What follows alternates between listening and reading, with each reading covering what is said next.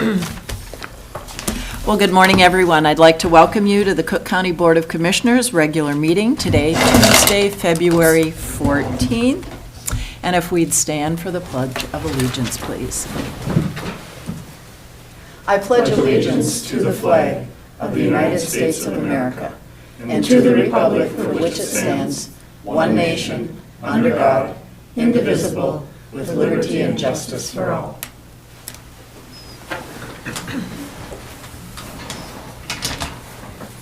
Well, as we get started this morning, adjustments to the agenda, I have been given one. We can cross off item 7, MIS, Management Information Systems. And are there others? Any other adjustments to the agenda? All right, if not, is there a motion to approve the amended agenda? I'll make a motion to approve the amended agenda. Thank you, Commissioner White. Thank you, Commissioner Hawkins. We have a motion and a second. Any further discussion? All in favor? Aye. Opposed? Motion carries. All right now we have our public comment period, an opportunity for citizens to appear before the county board. Are there any individuals in the audience today that would like to speak for public comment? Seeing none, are there any commissioners or administrator who have received comments to read? None here. All right, we'll move on then. So we have a consent agenda, a number of items. Is there anything a commissioner would like to pull? Any? Yes. I don't want to pull it. I just want to thank Val Littfin from stepping up in the community. They moved here several years ago, and she's been a part of a certain part of the community, but appreciate, Val, that you stepped up and helped us out at the extension. All right, great, thank you. Anything a commissioner would like to pull? Seeing none or hearing none, is there a motion to approve the consent agenda? Motion to approve. Thank you so much. Commissioner Storley, do we have support? I'll second. Thank you, Commissioner White. We have a motion and a second. Any further discussion? All in favor? Aye. Aye. Opposed? Motion carries.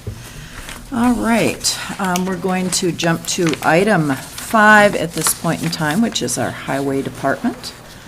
I see that our highway engineer, Robbie, and Matt's going to join him as well. We have a team this morning. Good morning. Good morning and welcome. Thank you.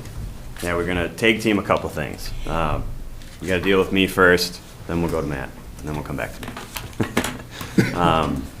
First thing we have on here is we had a bid opening the other week for a bridge replacement up in Hovland. It's on the North Road. For those that are familiar with the area, the Flute River crosses the North Road in 3 places, I think, there. So there's kind of 3 bridges right next to each other. This is the middle one. What's kind of neat with this particular one is it's a federal grant or a federal grant that we received.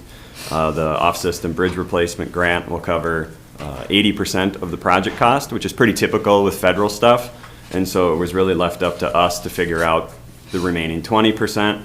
And so thankfully we had applied for motor vehicle lease sales tax funds, bridge bonds, similar avenue of things, local bridge money. And thankfully we received them. The other option was to utilize transportation sales tax funds, which is local dollars, but we don't need to do that. So yeah, the whole project's basically covered, which is super awesome. And so I would recommend awarding to Northland. You can see on there we actually ended up with 3 bidders, which is very exciting and kind of hammers the point home of getting stuff out early so that we can have multiple people bidding on it. So does anybody have any questions? Commissioner Mills. No question, but thank you for reaching out for federal and state funds. It's really powerful to be able to leverage like that. Really appreciate it. Absolutely. Thank you. Any comments you'd like to make about the bids? Did they surprise you? Were they in line with what you were thinking? It's, you know, we've talked about it a lot, and I guess I could go on and on about engineers' estimates and bidding and time of year and where we are and, you know, trying to figure out stuff. You know, I look at the Cross River Bridge we did the other summer, you know, way at the end of the Gunflint, right? And I think that ended up, you know, somewhere in the $1.3, $1.4 million range, right?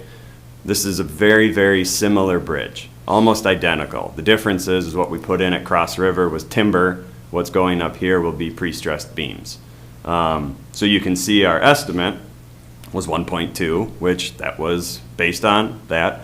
But then, you know, everything that we got back was, you know, 900. It was a lot under what we had. So I don't know. I'm happy. We're happy. You know, so I'm not complaining, but it's kind of another data point, I guess. You know, it's east of town, but it's not far away from Highway 61.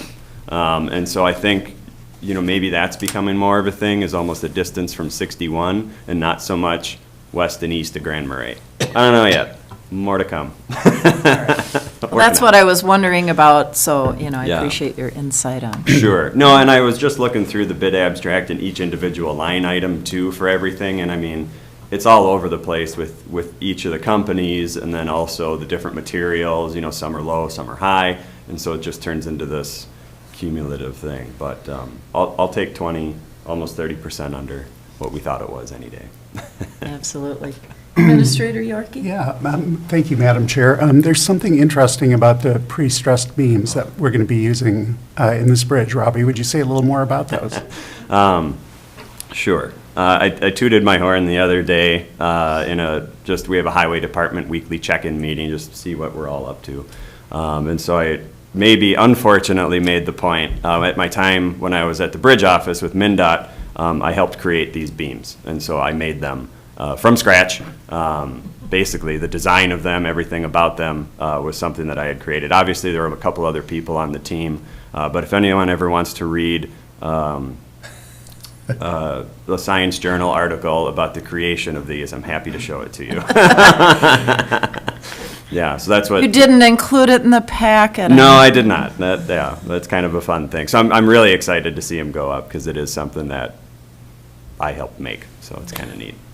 Yes. So these pre-stressed beams, are they wood, concrete? Concrete, Concrete. correct. Yeah, so right now I believe it's a three-span bridge. It's a three-span timber bridge.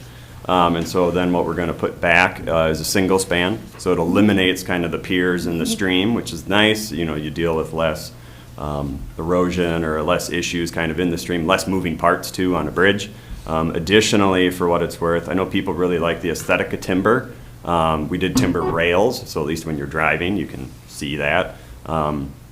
There is a lot coming out now about kind of the unfortunate side of timber in that it is probably degrading faster than we all think it is out in the world. An example would be, again, this Cross River Bridge. When we were pulling the piles out, you could look through them. So the piles, the big timber piles that go in the ground and hold everything up.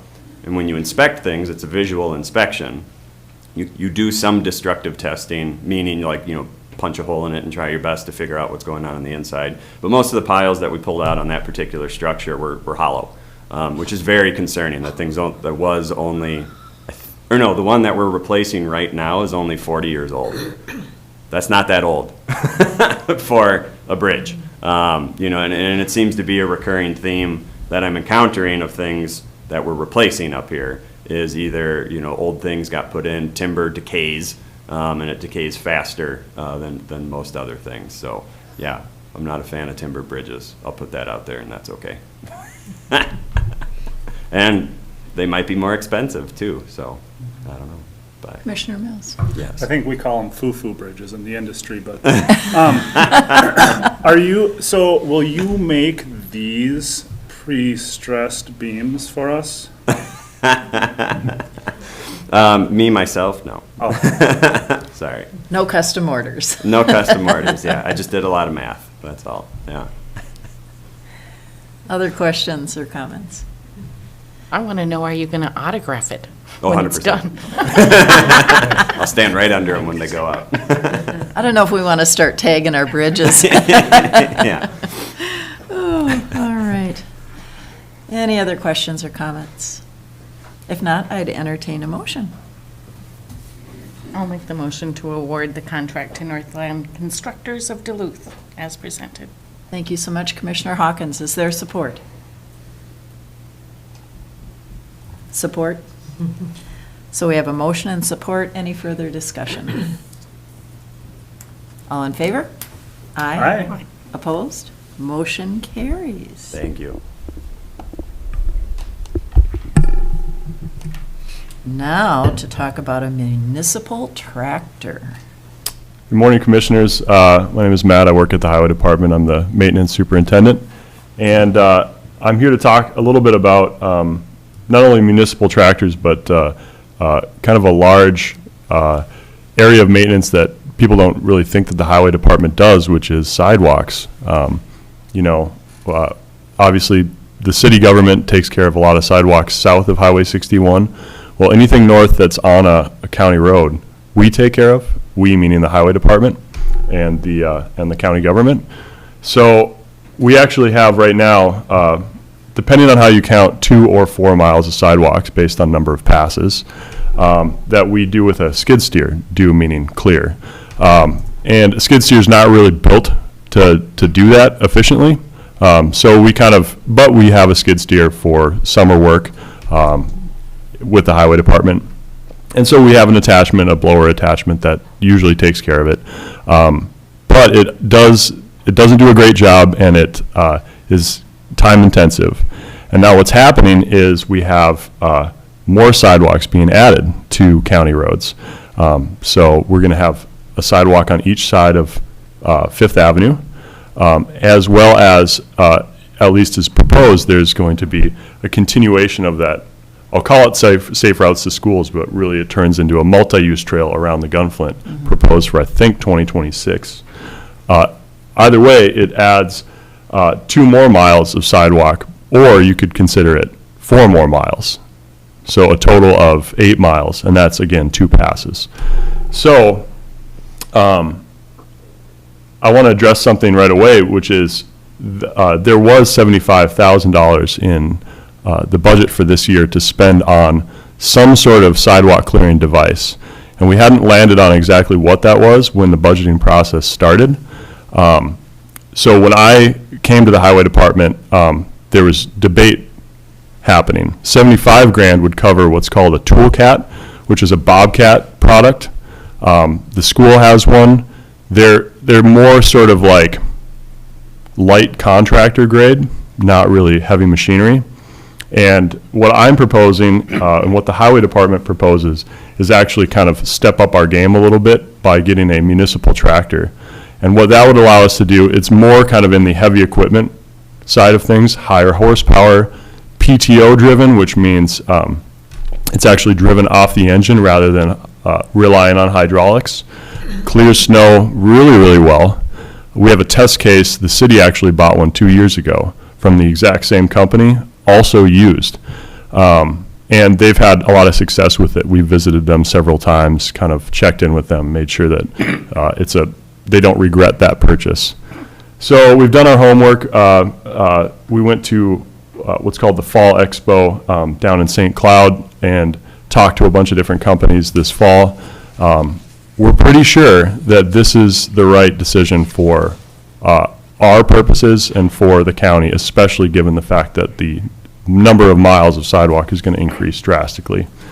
That said, a new municipal tractor costs really, with attachments, $200,000.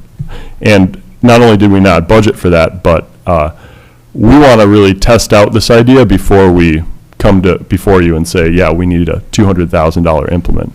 So what we're proposing is actually getting a used one, which our shop foreman has confidence in the maintenance of, and allows us to sort of, I don't want to say test this idea because that's an expensive test, but it allows us to at least prove that this is a worthwhile addition to the fleet. And we vetted this used machine. We've checked out several of them. We went down to the cities again just to make sure that we felt good about it. And we also negotiated with the company that's selling it. We got an implement added and a warranty, and lowered the overall cost from their initial quote. So we feel like we've done our homework in terms of buying used, which is not really the highway department's prerogative or standard operating procedure. We like to buy new and then slowly destroy over 20 years. Yeah, that's probably enough for me, but I entertain questions if anybody has. Any questions? What Commissioner company White. makes this tractor? It's called Trackless. It's a Canadian company. And it's the most popular of the municipal tractors. There's a bunch of others that we've talked about. McLean is another one, another Canadian company.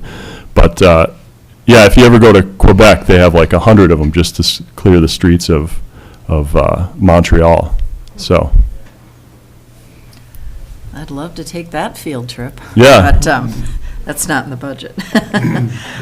Question I have is, you had said that there was $75,000 set aside. So where does the other $4,500 come from? yeah, so I did talk to Lisa, our accountant, about this, and it'll just come out of the highway department reserves. In the consent agenda today too, you know, what we're trying to do is whenever we add to the fleet, we try to get rid of some, or I should say sell, a few tools that we no longer use. And so we actually have a F550 with plow attachment and a full tandem truck that we're hoping to get rid of in the very near future. And what that does too is it puts less pressure on our shop, because the cost of maintaining equipment, it's not just that you own it and store it and it's free. The cost of maintaining and storing equipment is quite high. So we want to be very cognizant of moving things along. Thank you very much for that explanation. I think our public is very appreciative of that approach. Thank you. Other questions or comments? Madam Chair, I'd just like to say thanks to the staff at the Highway Department for your thoroughness in researching options and making sure that we're making the best move, using levy dollars in a responsible way. To me, this is obviously well-researched, and I really appreciate the effort you put into it. Absolutely.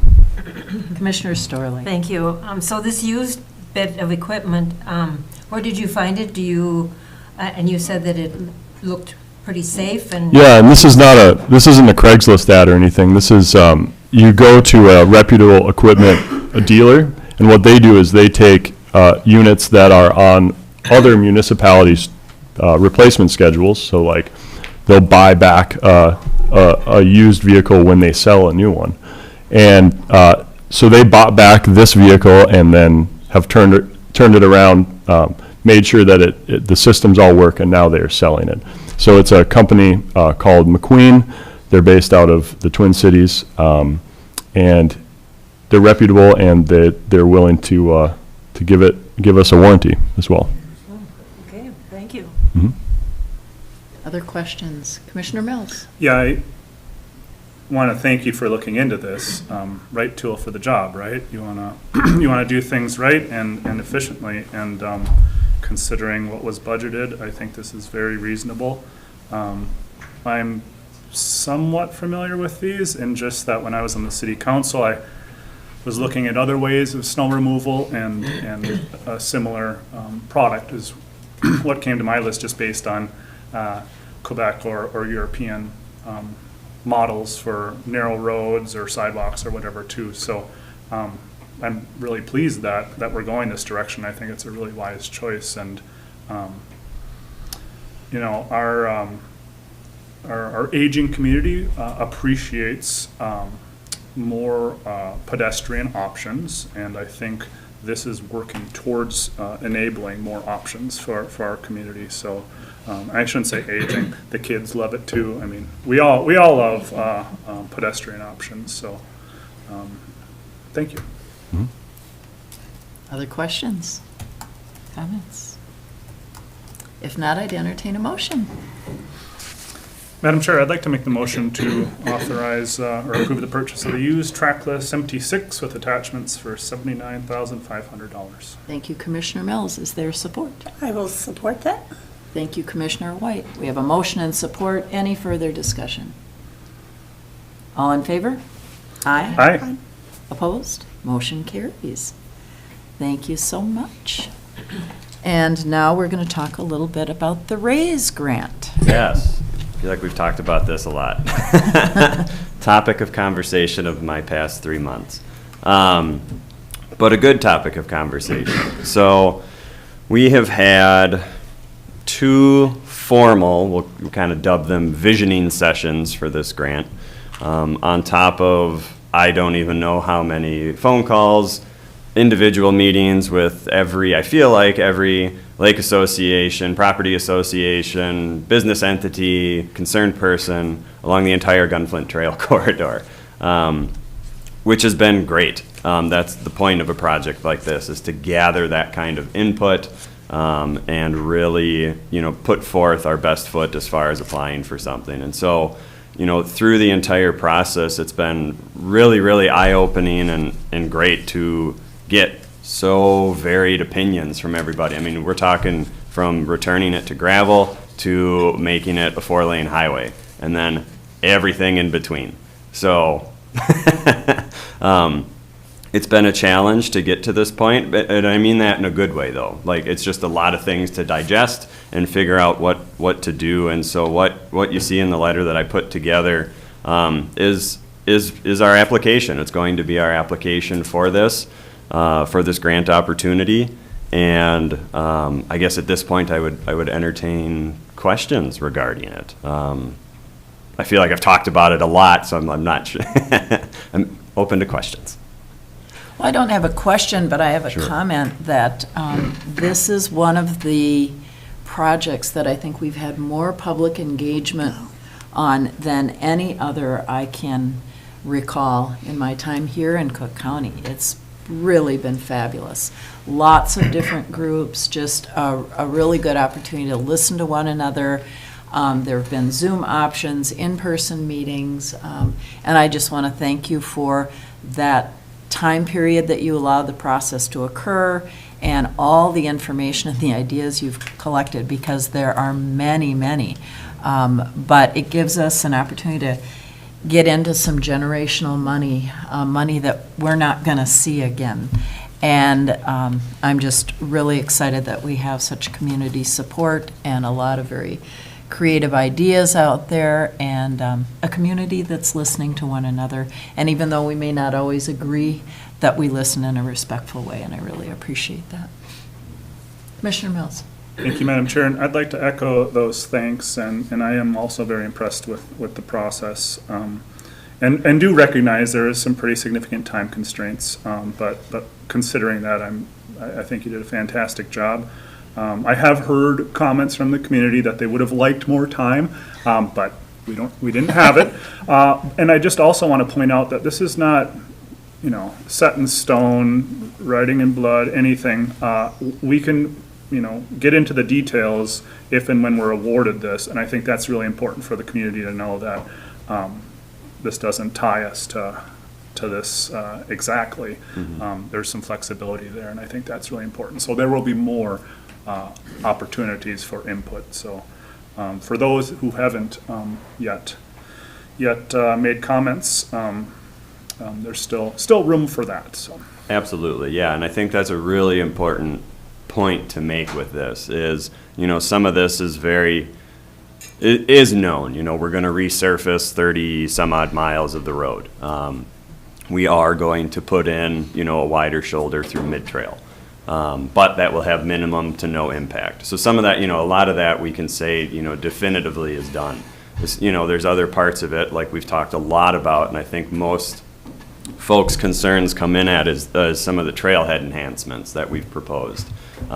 We can just say we are proposing trailhead enhancements at select locations and, through more community outreach. I mean, at this point, we wouldn't construct until I think it's 2028.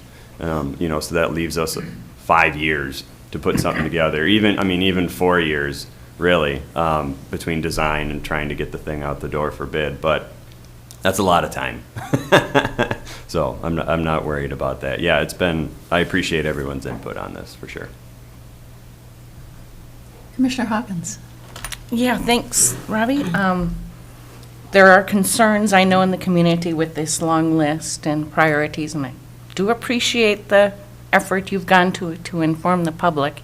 And thank you, Commissioner Mills, for reminding the public that this is a list that hopefully we get $25 million. But I would like you to remind the public about the website. I thought was an excellent website for the project. Encourage the community to go look at that and continue to submit their thoughts and opinions on that. Absolutely, yeah. There is a website out there. I think it's gunflintrailraisegrant.com, if I remember correctly. Pretty straightforward. And yeah, it has, right now, it's not updated. I do have to update it. We're getting down to our final, we need to update it with this information, basically. Yeah, any information is on there, and submit comments, whether it's through the website or emailing me, or calling me, or, emailing. I'm sure if the commissioners, or James, if you get emails, just forward them to me. I'm happy to answer questions that anybody in the community has regarding this opportunity. Thank you. Other questions, comments? I know if this board is agreeable, would very much be pleased to write a letter of support on our behalf for the RAISE grant. And many of us have been involved in those meetings and know what it means for the Gunflint Trail and for all of the residents and businesses along the trail. So, would someone like to make a motion? Madam Chair, I'd like to make the motion to write and solicit letters of support for the IIJA RAISE grant. Thank you so much, Commissioner Mills. Is there support? Support. Thank you, Commissioner Hawkins. We have a motion and support. Anything further to discuss or talk about? All in favor? Aye. Opposed? Motion carries. Thank you. Thank you very much. All right. We have a public hearing coming up in 2 minutes. So I think what we will do is take a very short pause, kind of rearrange ourselves. And Mr. Nelson, I'm sorry you'll have to wait. All right. Let's take a short pause.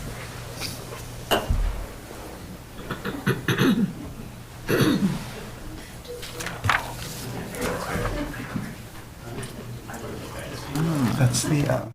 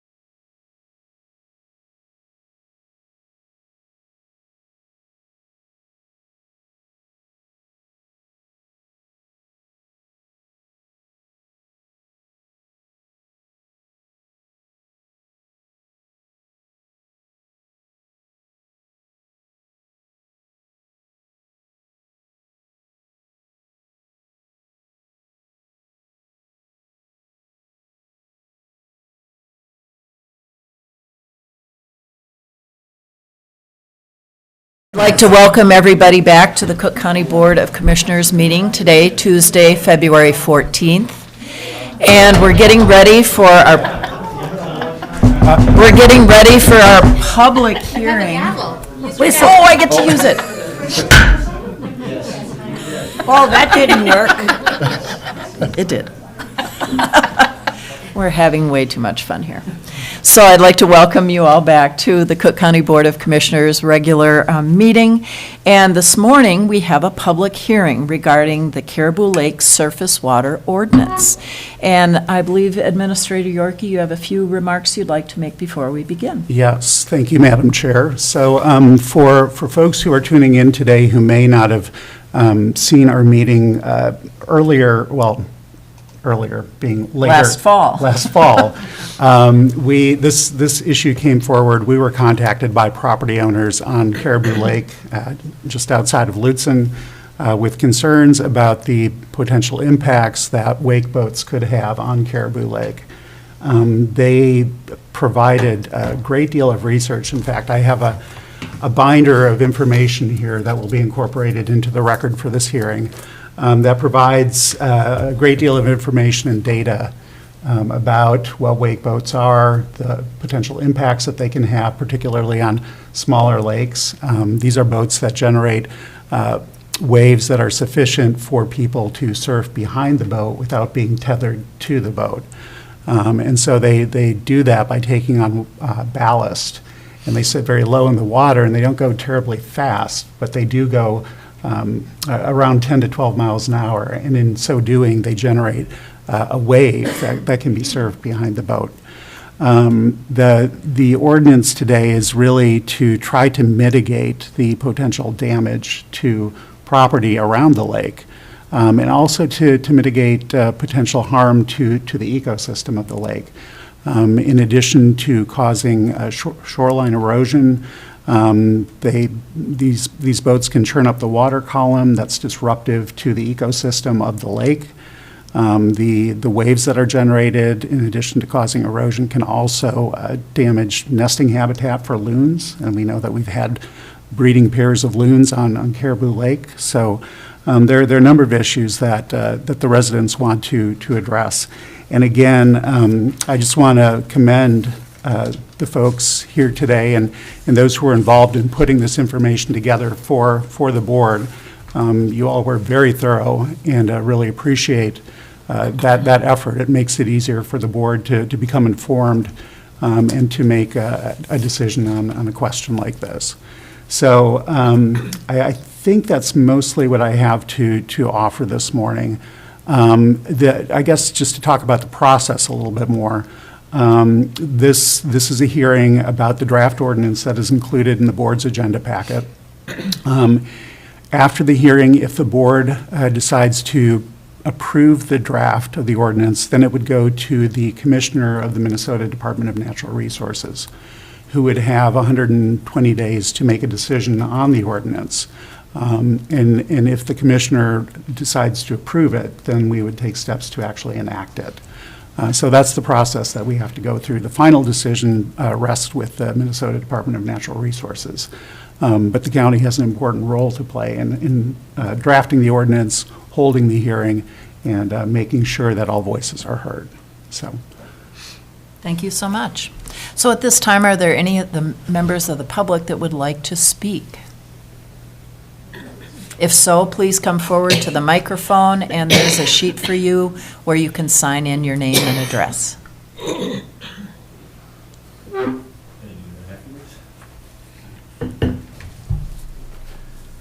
Good morning.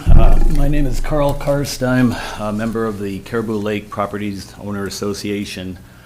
Typically, Fred Morris, who is also the president of the association, has come to speak, and we've had representation here at, I think this is our third meeting, so I don't think there's a lot of need to reiterate what's been said in the past. But Fred has had surgery. He typically would be here. He's in recovery for probably several months before he can get out and work on things like this. So I'd like to thank James and the county and the Board of Commissioners for the work they've done on this project, which we think is imperative to save the ecology and the well-being of Caribou Lake. Caribou Lake is rather unique in that it's really not a lake, it's a series of channels and shallow bays, and as such, it's really prone to damage from boats that are trying to pull or trying to create waves to allow people to surf behind the boat untethered. One of the big things we have done over 50 years as a lake association has been to look at the health of the lake, and we've monitored water clarity for well over 50 years. Boats like this can disturb sediment down to 20 feet when they're in the mode of trying to create these waves. And as you know, the sediment contains phosphorus. Phosphorus will cause algae bloom and impact the clarity of the lake. So that's one of the main reasons, but the other reasons, large waves, loons can be disrupted. And we have a lot of people that are now kayaking, paddleboarding, swimming, canoeing. In general, boats like this in large waves could impact the lake. And there aren't a lot of spots where it could be used. Caribou is a lake that has over 60% less than 14 feet of depth. So there aren't many areas where it could be used logically. So again, I think, I don't need to go over a lot of other things, but the Lake Association wants to thank the work that you people have all done, and we hope you will be in agreement with us and forward the ordinance to the DNR, as James has said. So, thank you. Thank you. And are there any other members of the public that would like to speak this morning? Any other members of the public? All right, at this point, we'll close the hearing. Typically, the board will take action on an item. We can take it in the future. We can take action right now on this particular ordinance. Any recommendations or suggestions by commissioners? Commissioner Mills. Thank you, Madam Chair. Based on the information that we've heard today at the hearing, as well as just research that we've done in the past and the facts that James shared with us, I'd like to make a motion to approve this ordinance of 2023-1-19 and forward it on to the DNR. Thank you so much, Commissioner Mills. Is there support? Support. Thank you, Commissioner Hawkins. We have a motion and support. Any further discussion? All in favor? Aye. Aye. Opposed? Motion carries unanimously. So we'll make sure that this gets submitted to the Commissioner for the DNR, and hopefully we'll know back in 120 days. Thank you. Thank you. Thank you. Thank you all very much. At this point, we'll return in our agenda to item number 6, which is land services. Good morning, Mr. Nelson. Good morning, Madam Chair, Commissioners. Very brief item for you today, but rather important nonetheless. We have an application to fill a slot on the Planning Commission, and I would say that we do have a few other slots still open on the Planning Commission and Board of Adjustment to go ahead and be able to fill.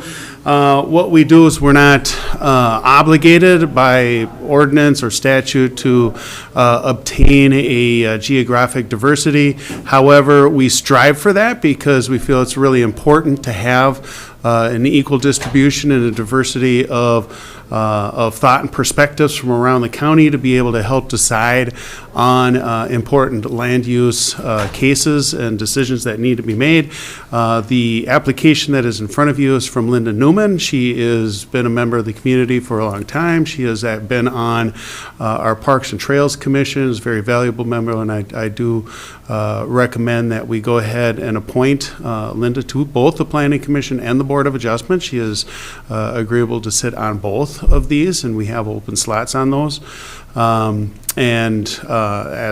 such, that kind of sets our east end in representation. We would, and I would like to encourage commissioners and members of the public that we are looking for further representation from, say, the west end, from the north end, and even around the Grand Marais area to fill out the Planning Commission slots. Thank you much, Mr. Nelson. Questions? Commissioner White? Is it a good idea to have the same person on both commissions, both, like on the Planning Commission and the Board of Adjustments? Madam Chair, Commissioner White, Linda had been on the Parks and Trails Commission, but she has not been on that for a number of years. So the experience that she had gained on that commission kind of helps translate for all kind of land use circumstances. But she is not currently on that. So it would only be an appointment for are you talking about the Planning Commission Board of Adjustment? Would there be a conflict of interest? No, and actually, it is very typical. What we do is we have the way that we're structured, and different counties determine to structure theirs differently. Some have entirely different boards altogether. They have a Board of Adjustment, which is a group of 5 people. These are established by Minnesota statute as to what the makeup of these committees or boards are. And then you have the Planning Commission, which is 7 members. In our county and in a number, and I would say most of the rural counties, they happen to be the same people. So the 5 of the 7 people of the Planning Commission also serve as the Board of Adjustment. And what it does is it brings in a continuity of the decision-making. We send all of these members to land use legal training, which is actually right around the corner here in the spring. And it brings in a continuity of the decision-making process. The decisions, the criteria and the decisions are really brought down by Minnesota statute, and they're trained on that. And there are a lot of crossovers in terms of what those decision-making criteria are. So actually, it's rather beneficial for someone to be on both. And typically, when we have full boards, as there are 7 on the Planning Commission and 5 on the Board of Adjustment, somebody will be appointed to the Planning Commission and have to wait for a little bit before they actually get on the Board of Adjustment, because the Board of Adjustment actually works as a quasi-judicial. They're making judicial type of decisions. And to that end, excuse me, but could you Yeah. explain for the Board of Adjustment, they're the last place for someone to appeal a decision made by, or explain exactly what these 2 different things do, like definition. For the public to understand what the Board of Adjustments Okay, is. Madam Chair and Commissioner White, certainly. So the Planning Commission is an advisory board only.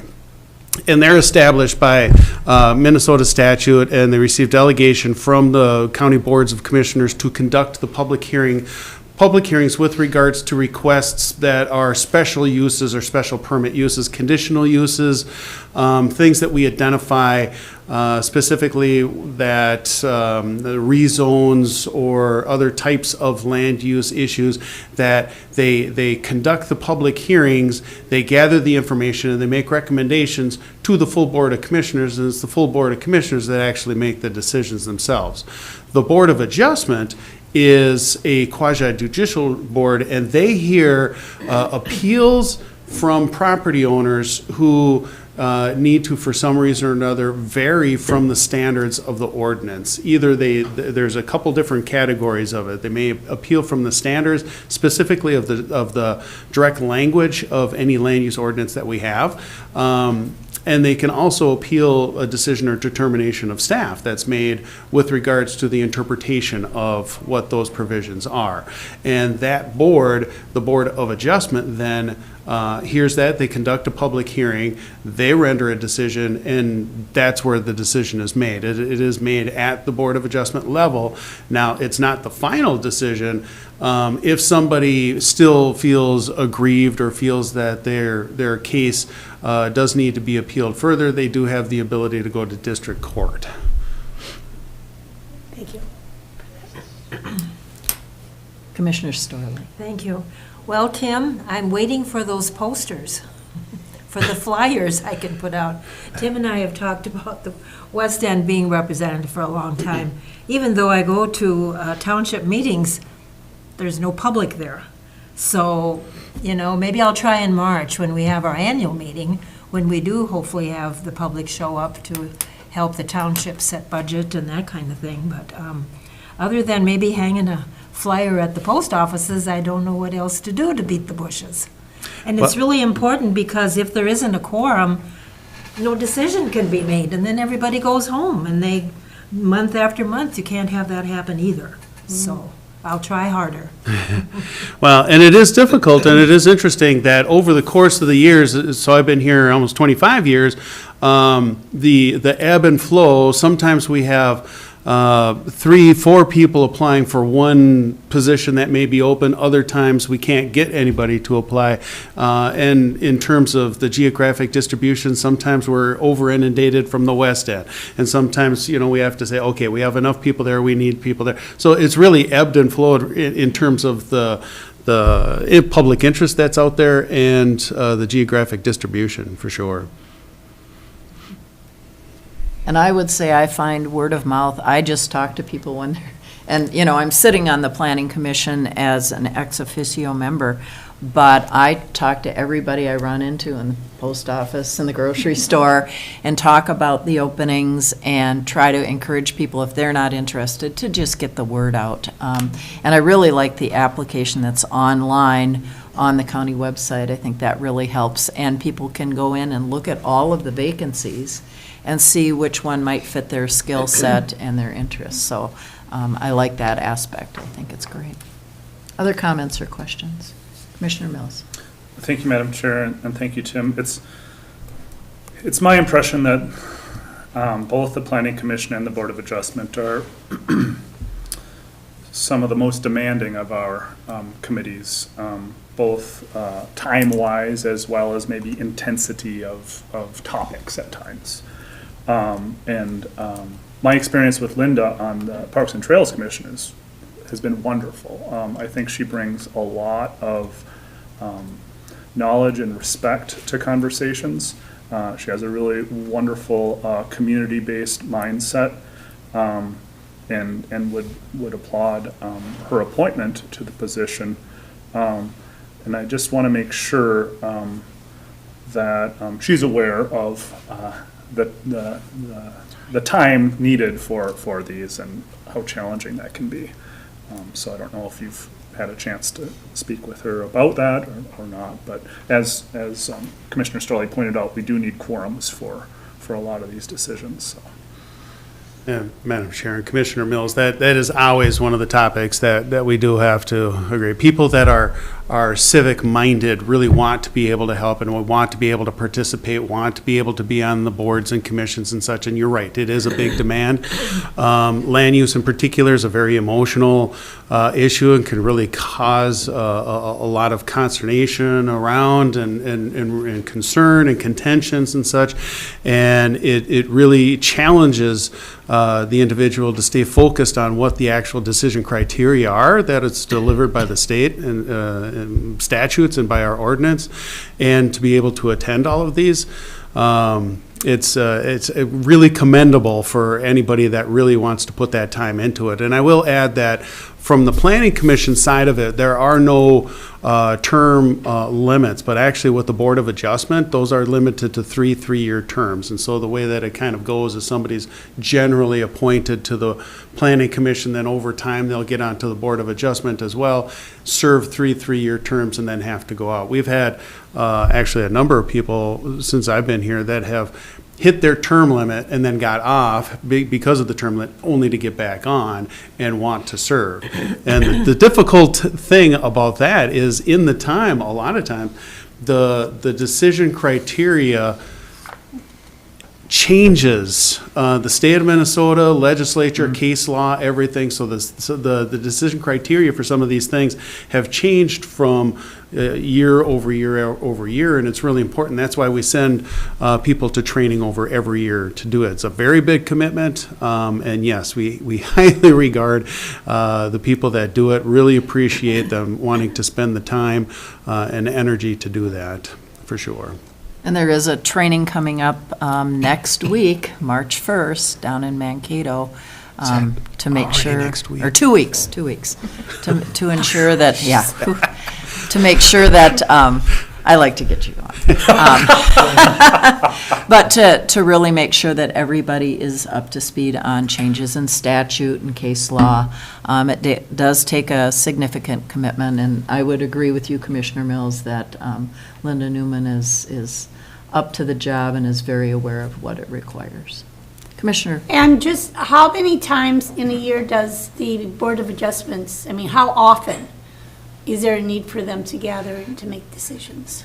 Yeah, so we basically meet the second Wednesday, late afternoon of every month.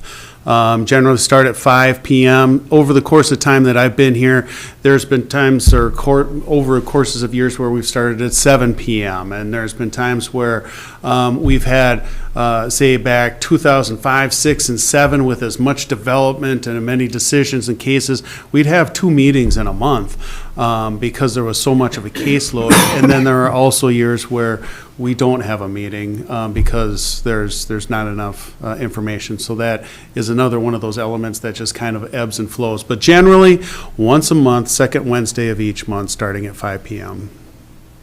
And is there usually one property owner or two, or, I mean, I understand where more construction, more need for intervention or mitigation or to be heard, but is there a normal? Is there like 2 at a time, 2 a month? Is there 1 a month? And is there, a question mark?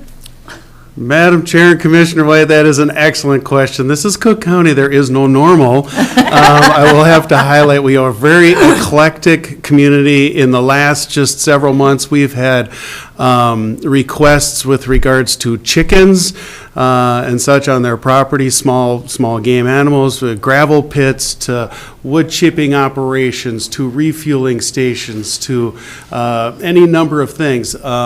And generally, the caseload may be 1 or 2 or maybe 3 items of each type. So they're held, the meetings, the Board of Adjustment Planning Commission are held on the same evening. And sometimes we may have 2 or 3 Planning Commission items.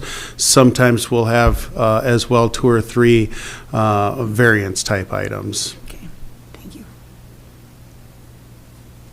Any other questions, comments? Madam Chair, I'd like to make a motion to appoint Linda Newman to fill the recently vacated position on the Planning Commission and Board of Adjustment. All right, is there support? Thank you, Commissioner Hawkins. We have a motion and support. Any further discussion? All in favor? Aye. Opposed? Motion carries. Thank you so much. Thank you. All right. Now, if you'll recall in our agenda, we are not going to do item 7, MIS, but I see in the audience that we have Jason Hale here, and to make good use of his time, I'm going to suggest we move item 9D forward. All right. Thank you, Madam Chair. I appreciate the willingness to accommodate Mr. Hale's schedule. Jason and I have been talking about the American Rescue Plan Act funding that the county was notified that it would receive last October. This is money that we actually didn't know was coming, and that should really happen more often, but it doesn't happen often enough. In any case, we learned that we were to receive about $2,040,000 through the American Rescue Plan Act. It's part of the Local Assistance and Tribal Consistency Fund. And I should mention, too, Cook County received one of the largest allocations of this funding in the whole state of Minnesota. So quite a boon for the county. In any case, almost as soon as we learned about the funding, we had folks knocking on the door making suggestions about how it should be spent. And so we, I think at our previous meeting, last business meeting, we talked about this briefly. Obviously, housing remains the #1 priority of this board. We all know it's a major issue, and it's not going to be solved if we don't put some resources into addressing it. Excuse me. So In any case, Jason has a lot of work going on right now, several projects that he's trying to get off the ground. And the $700,000 that's been requested would be used to leverage other sources of funding that he's pursuing for projects. And I think I'll pause there to invite Jason to talk a little bit more about kind of what's going on and how this funding might be used. Thank you, Administrator Yorkie, and good morning, Chair and Commissioners. Thank you for hearing me out on this request. As the Administrator said, we are looking at other funding sources to leverage, and often those sources require local match dollars. And as you know, I hope ARPA and CARES Act funding, the pandemic funding, only comes around once in a generation, because I don't want another pandemic to warrant the funding. But now that we have it, it does provide a unique opportunity for us to really catalyze other projects. So there are a couple of opportunities. There are various opportunities that I'm pursuing and projects that I'm starting to vet. Two of which I think the board is probably familiar with. One is the property north of the Gunflint that the school district currently owns, and I've been in conversations with them about this, and they are supportive of pursuing an arrangement for that property to construct single-family homes. These ARPA funds would help leverage other resources like the IRRB infrastructure grants, and there are some other deed resources that I'm looking at, MHFA resources, depending on the type of products that are built. But the overarching point is that we have to have, from a lot of these sources, some sort of local match. We have to have our, quote, skin in the game, for lack of a better phrase. And this is a way to do that. Additionally, the other project that I'd bring to your attention is, I think we're all well familiar with the challenges at the Birchwood Apartments. I've been working closely with the ownership of that building, the USDA, and One Roof Community Housing, actually.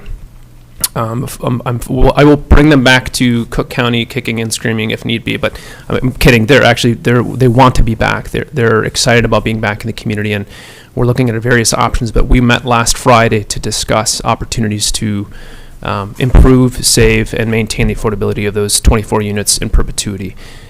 So these funds are a backstop. Having some ARPA funds are also, there's a lot that needs to be done there, and we're talking about the immediate needs and then like I said, the long-term rehabilitation of those units. But the ARPA funds allow the HRA to help, again, leverage other funding resources for the immediate fixes once that property changes hands.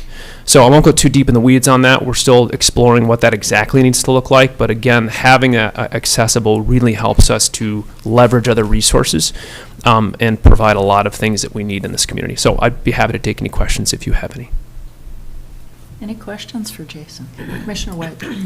You just made the statement about the Birchwood property changing hands. Does that mean there's going to be new ownership, and who is it? Commissioner White, yes, the goal is the existing ownership is interested in selling the property. Okay. Because it's a rural development property, there's quite a process that has to be gone through.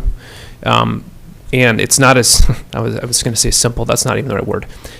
Well, it's not just selling the property and getting approval from rural development, it's also getting the financing to do long-term rehabilitation of those units. So the proposed and potential, and again, potential, I want to highlight that we're still in conversation about the mechanics of this and exploring it, but it looks promising, and all the parties at the table seem to be on the same page with the direction we want to go. One Roof Community Housing is exploring, acquiring, and then rehabilitating that property as a part of their mission. And they're the kind of outfit we want to own and operate affordable housing long-term. That's what they do. Okay, thank you. You're welcome. Other questions or comments? Commissioner Hawkins? I guess I have a question for Brady more than Jason. So I support giving the HRA authority to spend ARPA dollars. I'm concerned, is your office, Brady, going to write a check for $700,000 to the HRA, or how does this process work of them requesting to use the $700,000? Oh, we haven't discussed that yet. So I that think would be my we'll- concern. Yeah, so I think we'll have to talk about it and come back, So, unless you have ideas. well, my concern is the HRA right now doesn't have the capability to take $700,000 and invest it and do the financial end of it. I think it makes sense to keep it in your office and go through a regular process of reimbursement, documentation of things.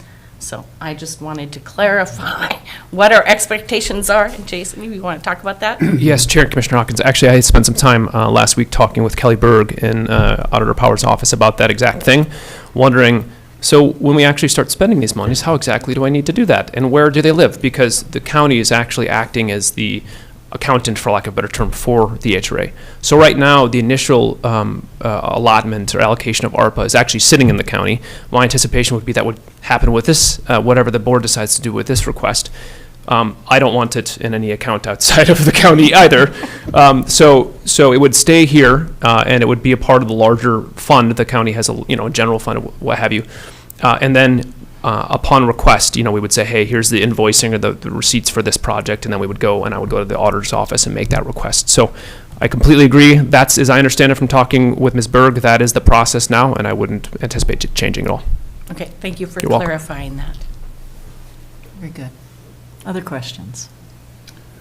Madam Chair, just one more comment. So if the board does elect to allocate these funds for the HRA, that would leave us with about $1.3 million and change. And there would still need to be discussions about the best way to use those dollars. And as I mentioned in the agenda item, we are looking at offsetting some of the salary increases that the board approved at the end of last year with these dollars to create a glide path to having them fully covered by the levy by, say, 2025. So that's one thing I wanted to mention. And then the other thing is just, we have other needs, of course. Childcare is something that this board has discussed. And we also have the CIP, the Capital Improvement Plan, which we are honing in on, and I'll talk more about that later in the meeting. So we do have other significant needs, and so we'll have to have further discussion after today about how to allocate the rest of the dollars. Absolutely. Is there we have the money, we don't have to spend it by a certain date? It's safely sitting here, waiting for, I don't recall, we have received the dollars. No. Not all of it. Well, we've received the first The first. year, right? I don't remember the deadline, but it's years out. okay, So, not a concern at this point. sure, But, okay. yeah, and the funds will stay in the general fund, but exactly when and the mechanics of exactly how, sorry. But, yeah, but it will come from our accounting system, of course.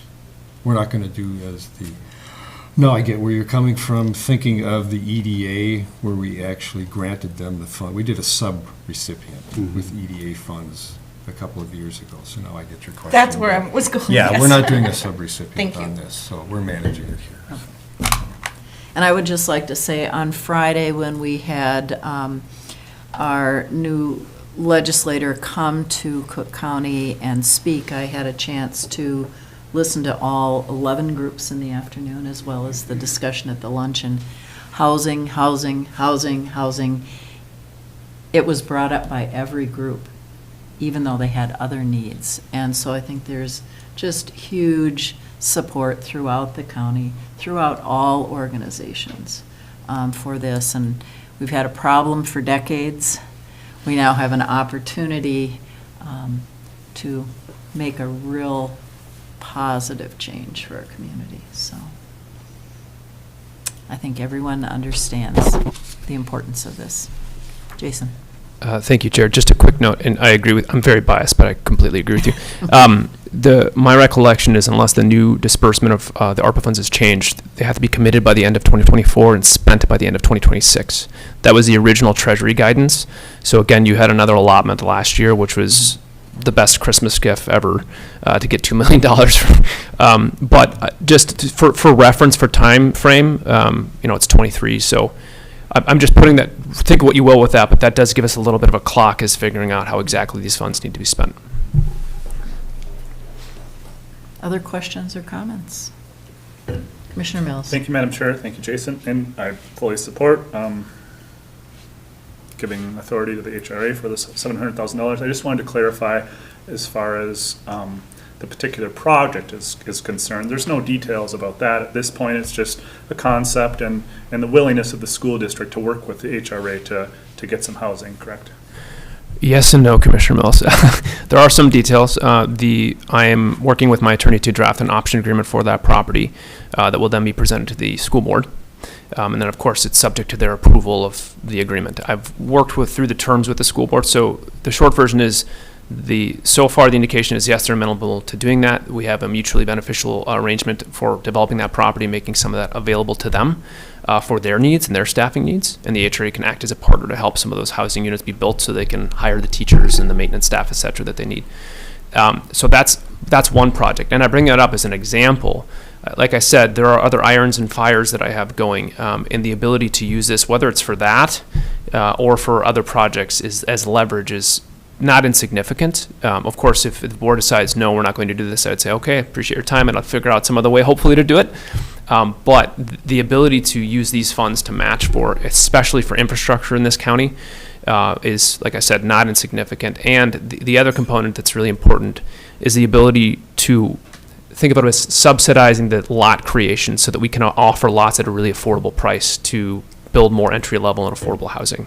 So, yes, that is one specific project. There are others that are a little too preliminary for me to share yet.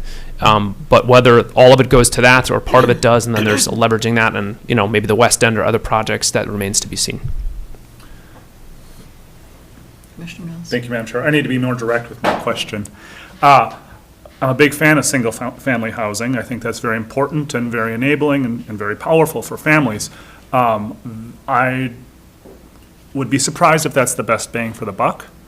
And so what I'm asking directly is, this project is not only single-family housing necessarily, correct?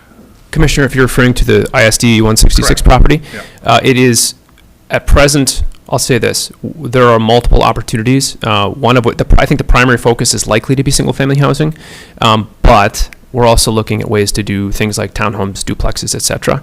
So that doesn't preclude anything else, but the HRA is currently working on the 50-unit apartment down the way. So we're trying to balance out the different needs of the community. So the short answer is it doesn't preclude, or it's not exclusively single-family housing, but that's going to be the more probably dominant housing product. And again, it might not be the case. I mean, I would be surprised if not all of this $700,000 would go for that. In particular, one of the resources that I'm trying to leverage has a cap of $500,000. So if we can do a one-to-one match there, then we have some extra funds to look at other projects countywide. Thank you again, Madam Chair, and thank you, Jason, for that explanation. And just my concern is when we're using public dollars, I want to get best bang for the buck. And so if single-family homes are needed for us to access this land, to have an agreement with the school district or to leverage other dollars, whatever, I get it. But I really want to leverage our money to get best bang for the buck. And I think that's going to be not single-family homes or not one-unit apartments. Just, Yep. And I think you're aware of where I'm coming from. I just want to put it out there, and I trust you. I have faith in the HRA. That's just a concern I have, is that we're not leveraging as hard as we can. So, and you get it. You know how to play the game, so I'm just sharing my concern. Thank you, Commissioners. One more thing, maybe to offer some solace. The objective of developments like the one I'm discussing, and again, I can't speak for the school board. I don't know. They have yet to vote formally on this, but the indications are they were warm to it for sure. Assuming that this goes forward, the intention of the HRA is to use these funds, like I said, to leverage other funds, et cetera, but to sell these lots and create a mixed income neighborhood so that it's not all. I mean, HUD mandates this. This is a personal conviction as well. Mixed income communities are healthy communities. And so we're trying to find ways of having various levels of products and affordability at a property like this. Honestly, it really depends on what the site can contain. There are wetlands there we have to mitigate there and look at. I mean, so it's too early for me to tell how many units of what kind. Having said all of that, the intent is to sell these, to subsidize some lots to make them more affordable and have some restrictions on those, but then to leverage other lots to sell them maybe slightly less than market or at market, so that the HRA can recoup some of these costs, so that we can recycle those funds and do another project. The HRA isn't in the business necessarily of seeking to make profit, but I'd love it if we could break even. That sounds like a good idea. So maybe in this initial phase, some of these funds are used for the single-family market, but that doesn't preclude us from doing more projects and more density later. Commissioner Story. Thank you, Madam Chair. So already in the books, you're working with the city council on some land for apartments? Commissioner Storley, yes, actually, the HRA now owns 12 acres from the city. Okay, and that's a apartment unit of how many? At this point, it's 50 units. 50. That's a good start. Thank you. You're welcome. Other questions? Yeah, Commissioner White. statement, single-family ownership, Commissioner Mills, gives people a greater, well, it's an ownership, a greater sense of community to be part of the, if you say, oh, I own this house, I have a mortgage for the next 30 years, I'm not going anywhere, as opposed to having your neighbors right next door. There's a difference there, but you're right, not everybody's going to get their own little place in the woods. Two, Jason, could you explain who is just for the public, who is the outside source, I'm assuming, person, entity that is proposing the development of the 50 units and how this would, we've had this conversation, but how this would happen and how can we be assured that this will not become another Birchwood down the road? So. Sure, Chair and Commissioner, thanks for the question. So the company, the developer's name is P&R Companies, and they're based out of Duluth, and they build, own, and operate their own properties. For me, as a government developer, that's usually a good sign. And I've been through some of their facilities, and anyway, you can look them up. Anyway, they're out of Duluth. So to answer your question about the 50-unit building, to address your question, and I understand why, as we talked about, Birchwood Apartments has had some significant setbacks, and as that's become more public and we were more aware of the challenges there, no one has an interest in seeing that replicated.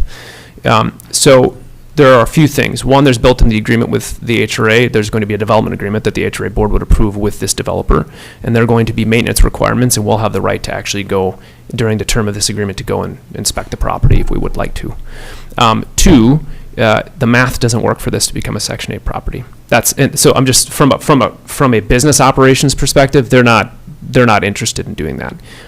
There's a reason that 90% of housing that's affordable built in the country is through the tax credit process, because the math is so bad otherwise. And if you look at tax credit projects across the state that get funded, it's like 90% of the costs are from the state.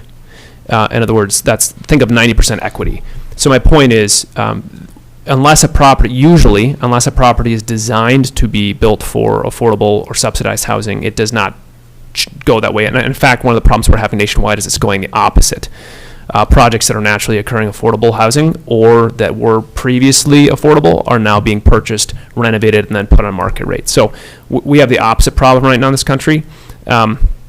Again, there is nothing that would preclude them from being able to accept Section 8 vouchers. That's a very different thing than public housing that is owned and operated completely subsidized. But the Section 8 vouchers that we have available actually go through the Duluth HRA. And right now, there's a 0% vacancy, more or less, in Cook County for rentals. So even if folks had a voucher in hand, there was nowhere to put it. So I understand your concern. I think that the environmental and market factors would preclude or really be prohibitive from this becoming more than maybe a few units of Section 8. And frankly, I don't think that's a bad thing. If they were willing to accept some Section 8 vouchers in that building, that'd be great. That's another mixed income environment. But I would be I would be blown away if this was converted to a completely subsidized property. It just doesn't mathematically make sense for the developer. And the other thing is, again, I would actually encourage them to accept some Section 8 vouchers to provide some more affordable units in our community. But that's usually a very specific business model, and they haven't built any buildings of that nature. Does that answer your question, Commissioner? Yes, it Okay. does. Yes. Good questions. Commissioner Mills? Thank you, Madam Chair. Thank you again, Jason. Could you talk a little bit about the restrictions that are being talked about with the ISD property? As far as ownership and restriction, I mean, you were talking about in an agreement, there's going to be some restrictions on the land or whatever. Sure, Chair and Commissioners. Commissioner Mills, you're talking about, yes, my comment about that was in reference to if there are lots that are provided at a subsidized rate, we're not giving them away without something in exchange. And that exchange is guaranteeing affordability of some kind. So if it's a for sale project, then there are things like land trust homes, and we have some of those at the Nordic Star development. And I've been talking with a number of builders about interest in doing something at a site like or exactly like this, and to try to gauge interest in viability. The short answer is, if the HRA is helping to reduce the costs for a developer to get into a lot or series of lots, in exchange, they're going to do some sort of affordability guarantee, whether it's permanent for purchase or if it's a rental guarantee that they rent at a certain level or less. So those are the restrictions I'm talking about. If there are market rate, quote unquote, lots that are sold, then they can do what they will as long as it's in the confines of code and it's legal, etc. But the goal here is to arrange it such that we're able to provide lower cost lots for more affordable housing, and then other lots for mixed, like I said, mixed income community. Thank you again. Thank you again. Can you maybe help us understand the advantage of market rate lots? Is this to, as you say, not make a profit, but get money back into the HRA? Thank you for the question, Commissioner. Yes, so I think of it as like, if you're going to discount something, you have to make up for it somewhere else. So if the HRA doesn't, I don't have the hard costs for any of these yet. It's been way too early to bid anything, right? But I'm basing it off of recent costs from other projects nearby, et cetera. So based on my back of the napkin spreadsheet, it's a very complicated napkin, it looks like we would be able to sell some things at market rate, and of course, subject to these funds and subject to securing other grant resources that we would pursue, it looks like we would be able to offer some lots for a very affordable price. And the market rate lots, selling those allows the HRA to do that without completely losing all of the money not losing, but like not receiving back or recouping any of those costs. So also it's usually the case that if you have the means to purchase a market rate lot, you have the means to purchase and construct a market rate home. So it's kind of a natural way of encouraging that range of products and affordability, and it allows us to, like I spoke to earlier, get back some of those funds, however much that ends up being, it's too early to tell, but then reinvest those in other projects in the future. Does that answer your question, Commissioner Mills? Yes, thank you. I'm in our community, I do not believe in the real estate market. I don't think that is going to help us in any way. I would much rather subsidize lots and then recoup costs through property taxes, because once those homes are on the market, they're out of affordability forever. And my goal is to get homes affordable forever. And so, again, you're the expert, and I have a lot of trust and faith in you and the HRA to navigate how best to do that. But I am, I'm just really, I'm skeptical of the market. I think that's, cutting one of our fingers off if we go that route. But it'll get us into a similar situation, 50 years down the road or 10 years or whatever. Just quickly, if I could, Commissioner, to the extent we're able to secure additional resources from other funding partners, the greater extent of more affordable lots we'll be able to provide. So again, it's way too early. I don't even know how many lots we can put on this site contending with wetlands and boring samples, etc. My goal is to provide a very healthy mix of both. It's way too early for me to know what that looks like. And if we're really successful and the state loves us, which they do, and we get some additional funds, I would love to be able to do exactly that. It just depends. Commissioner White. It's called capitalism.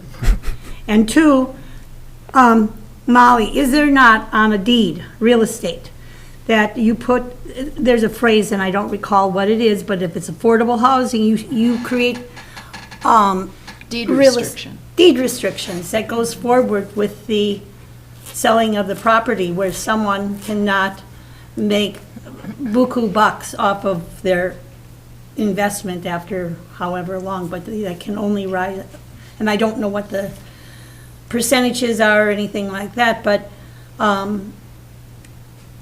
you know, to put it all on the taxpayer, like the taxpayer, oh, we'll just keep subsidizing housing for everybody.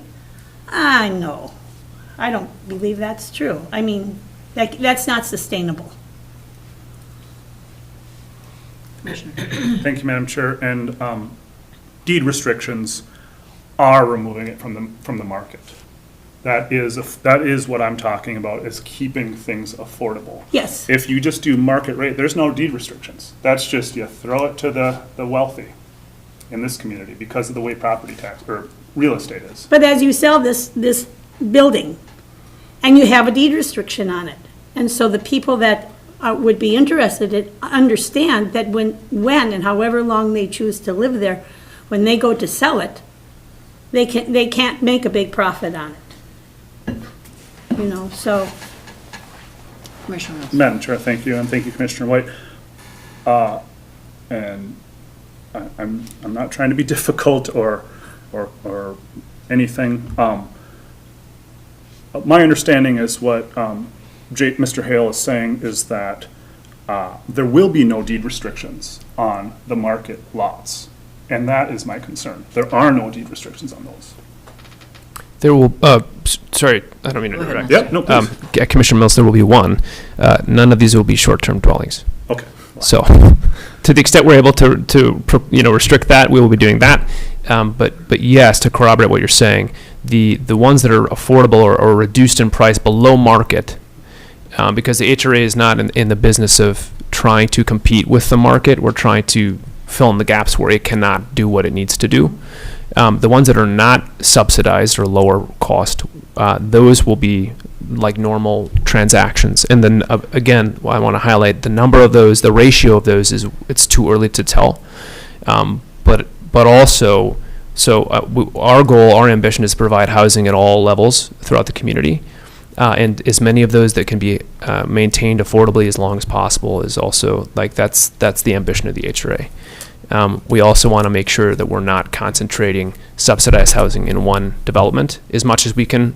You know, that's how these things often have to work with tax credit projects. I think that's the way the funding works. But for single-family neighborhoods, we're hopeful to find a healthy balance. We have more research to do and to look at how many lots can be there and what number of those, et cetera, et cetera. So I just want to remind everybody it's really early in this process, so we don't know what that looks like. And if any of the commissioners, White, Mills, and otherwise, would like to talk about this from a philosophical approach or level, I'm more than happy to do that. Just know that my door is open for that. So. Thank you so much. We appreciate your willingness. Commissioner Mills. Thank you, Madam Chair. Thank you, Mr. Hale. Philosophically, I feel like we understand each other, and it's just the technical and the strategy, and you have more experience there, and I'm just voicing concerns there.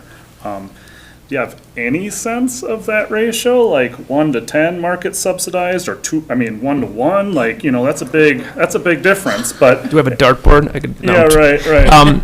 Commissioner, yes and no. I should say that the current arrangement or this conversation with the school board has been that 20% of the lots that are developed, or platted rather, will be reserved for the school board.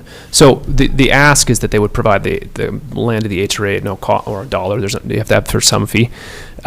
But then in exchange, we're going to bring in infrastructure for those lots, that 20% of however many that is. So it might be the case that we do some wetland delineation and site borings, and we say, oh wow, there's only you can only put 5 houses here or something. I would be very surprised. It's like 27 acres, but that could happen. So to directly answer your question, I don't have a ratio yet because it's way too early to know how many we can sustainably build on that property. Yep, and it's all about the numbers. And Yep. Right, Yep. I get it.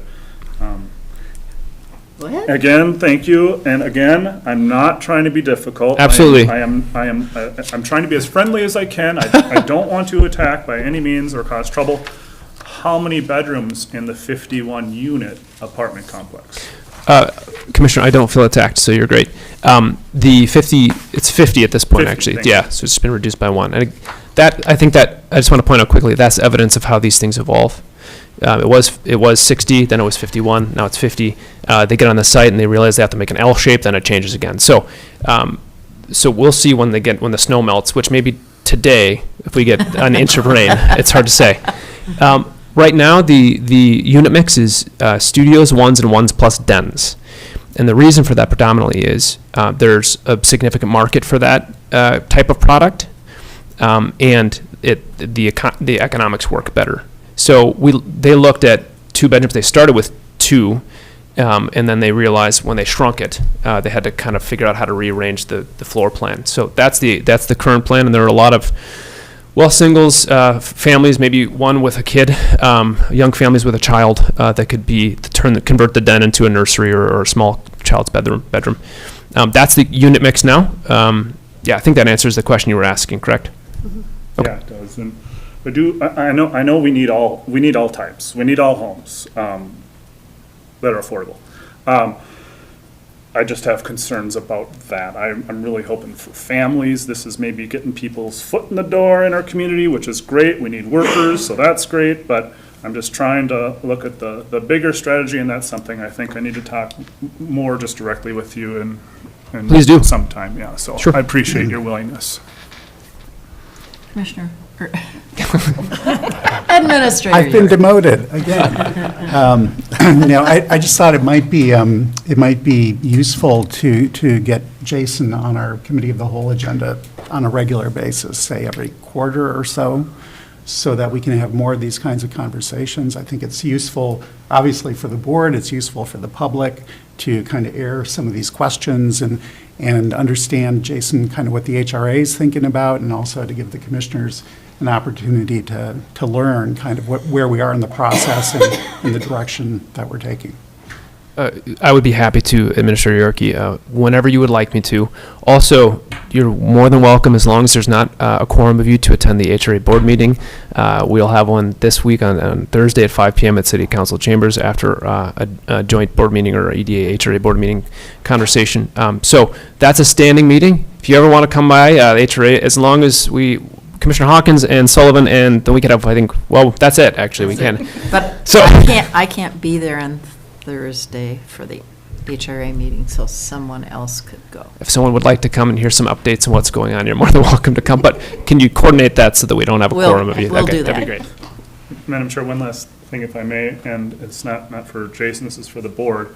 I just want to point out that the proposed 50-unit apartment complex started out with 2 bedrooms. It was the market that brought it down to 1 bedrooms.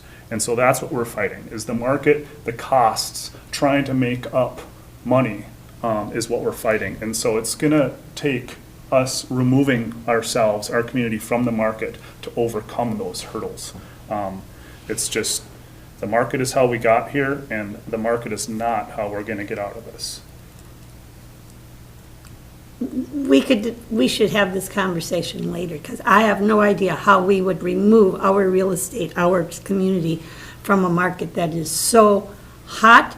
We have limited property inside this county for building.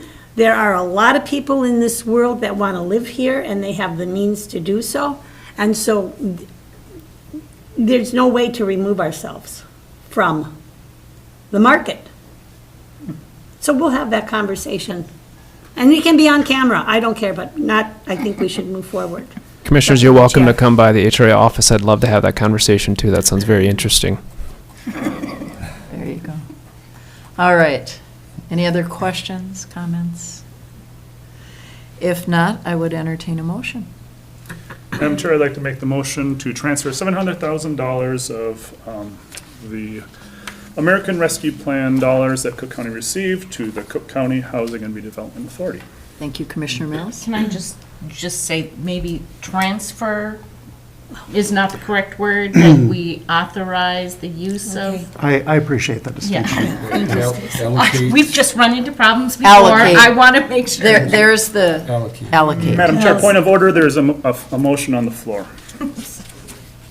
Would you like to amend your motion? I would love to after a second is provided. All right. Okay, I'll second. I would like to amend my motion, Madam Chair, if I could, to remove transfer and put in allocate. Thank you very much. Thank you. Yes, and I approve the. The change. So this would be to allocate 700,000 of our American Rescue Plan dollars to the Cook County Housing and Redevelopment Authority, just so we're all clear. All right, we have a motion, we have a second. Any further discussion? All in favor? Aye. Opposed? Motion carries. Thank you, Commissioners, very much. Thank you so much. Thank We you. appreciate it. Madam Chair, I'd just like to comment that it appears that Commissioner Mills has been staying up at night reading Robert's rules. And I appreciate that, because we need to follow that process, so thank you.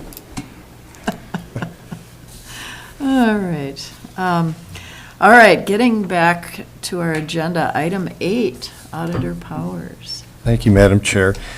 So this is a request for a septic loan through the State Agricultural Best Management Practices Program. The request is for $114,500 for Elsie's Cabins, which are just east of town. Elsie's is a multi-connection system, and it's the county policy that loan requests for multi-connection systems that exceed $100,000 must be approved by the county board directly. So that's why we're here today. So the purpose, of course, of this program is to assist owners with the cost of replacing failed septic systems to help ensure we have clean water in Cook County. So the original estimate that they presented the committee, we have a small committee, Tim is here, $228,152 for this multi-connection system. We discussed it, the reasons for the high cost, and projections for future loan needs. We asked them to go back and renegotiate, which they did, which brought the cost down a little bit, down to $119,734.50 from the $228. We had agreed as a committee to recommend half the estimated original cost of $114,500. So the loan, of course, is funded by the state program, Department of Agriculture. The county collects the loan payments through special assessments that the homeowner pays and makes these biannual payments back to the Department of Agriculture for the collected special assessments. So we do recoup those funds for the state, and then they reallocate to us each year. So right now for 2023, they have an allocation for us of about $283,607. We currently have 10 on our waiting list. Estimated cost, this is just estimated, about $270,000 because they're running around 30. And that doesn't include this one, which is $114,500. So we made this recommendation based on, we don't expect all of these 10 systems to be completed. Number one, due to contractor shortage primarily. In 2022, we only completed 3 systems, primarily due to that reason. And if they do all get completed, if others come in because they're starting, down the lake shore again, we can ask the state for additional assistance. And actually, they use some of our allocated funding from 2022 because we were not using it due to our contractor shortage. So they do this routinely. They go, if someone has a need, they see who is not using their allocation, they ask, and then they use it in those other places. So we expect if, we got contractors, if we got more inspections going, if we had this need, that they would turn around and make that, that request to other counties that aren't using it again. So we feel it's not likely that we're going to use all of our funds, but if it did, it's probably fairly likely we could at least get some of the funding, or all, from the state in reallocation, and then we do have our $500,000 backup that the county gave us to use funds from county funds. But of course, that also, you may have questions about just the sheer size of some of these, and some of that is just the change in costs, which you're aware of in everything, including this. We've had $79,000, $80,000 that are, this is probably similar to some of those that we've had, so. And Tim is here to help answer any other questions you might have. All right. I don't know if everyone is familiar with Elsie's Cabins. They're located down on the Croftville Road, and some of the cabins are on the side of Lake Superior, others are across the road. But, all I can think about is what is going into Lake Superior, and that it's our obligation to keep our water clean. I think it's so important. And so I am very glad that they looked at their numbers again, that they came back with a more reasonable number. I do agree that, based on my experience with all the groups I participate in, it's very unlikely those 10 that we have on a waiting list are all going to be addressed. But if we do, the state of Minnesota is really good about coming back and providing funds. So I feel pretty confident about this. And this is an estimate too. I mean, for about 40,000 of it is the common, if we hit bedrock, Yeah. what is that going to cost? And they don't know, exactly what they're going to hit. So They don't put, it's in when there. we hit bedrock, it's Yeah. if we hit bedrock. So just know that that's in there. Yeah. And if they get lucky, this could be much less. Other questions or comments? Commissioner Mills. Thank you, Madam Chair. Brady, this Ag BMP current balance, or I'm sorry, the county loan fund balance for this program, the county board upped that to 500,000, correct? Yeah, that's the first time the board has allocated any money towards this.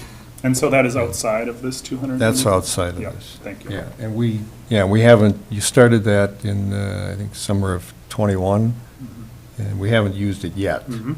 It's a backup in case. Thank you. Other questions?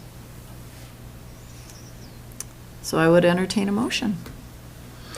Madam Chair, I'll make the motion to approve an agricultural best management practices septic loan of $114,500 to Elsie's Cabins. Thank you, Commissioner Mills. Is there support? Thank you, Commissioner Starley. We have a motion and support. Any further questions? All in favor? Aye. Opposed? Motion carries. One more item, a budget amendment. One more. So, as you recall, we passed a levy on December 13th at 5.5%, and then we put off the discussion about the comp study and which option until the next meeting, and then the board approved that option, 95%. At that meeting, but at that meeting, we simply had a contingency. And now the Highway Department, Public Health, Human Services, and the General Fund, now we've all calculated what the costs are in our various budgets. And so this, and of course, that's still an estimate, as all budgets are, but it's a much closer estimate. And the difference was too great to not, do this allocation into our budget so we have comparability and accountability during the year as we present our budgets to you. So what's proposed here is the expenses are exact as to, as close as we can get as to those expenses. The total estimate was 1.007 million for that. It turned out to be less when we actually calculated this. The cost, $29,478 less, and Public Health Human Services calculates some additional federal revenue of $19,000, so $49,000 total less effect. So what you see up here is the actual expenses in each department. Now the contingency is gone because everything is in general highway, Public Health Human Services, and PHHS did their calculation, and they are fine with that allocation, use of fund balance. They'll manage that, leaving their levy where it was with their allocation and additional funding from the feds. And then the adjustments are direct to the use of fund balance for the general fund and highway fund from those increased expenditures. And the levy, of course, stays the same. So. Questions? Commissioner Mills? Thank you, Madam Chair, and sorry, thank you, Brady, but sorry, this is maybe not super relevant to this conversation, but could you talk a little bit about the 2018 capital improvement bond increase as well as the 2018 capital notes increase?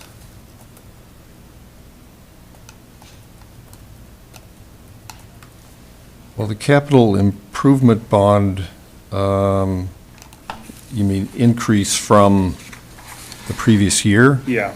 So that's just how How it's the scheduled? bonding, Yeah, gotcha.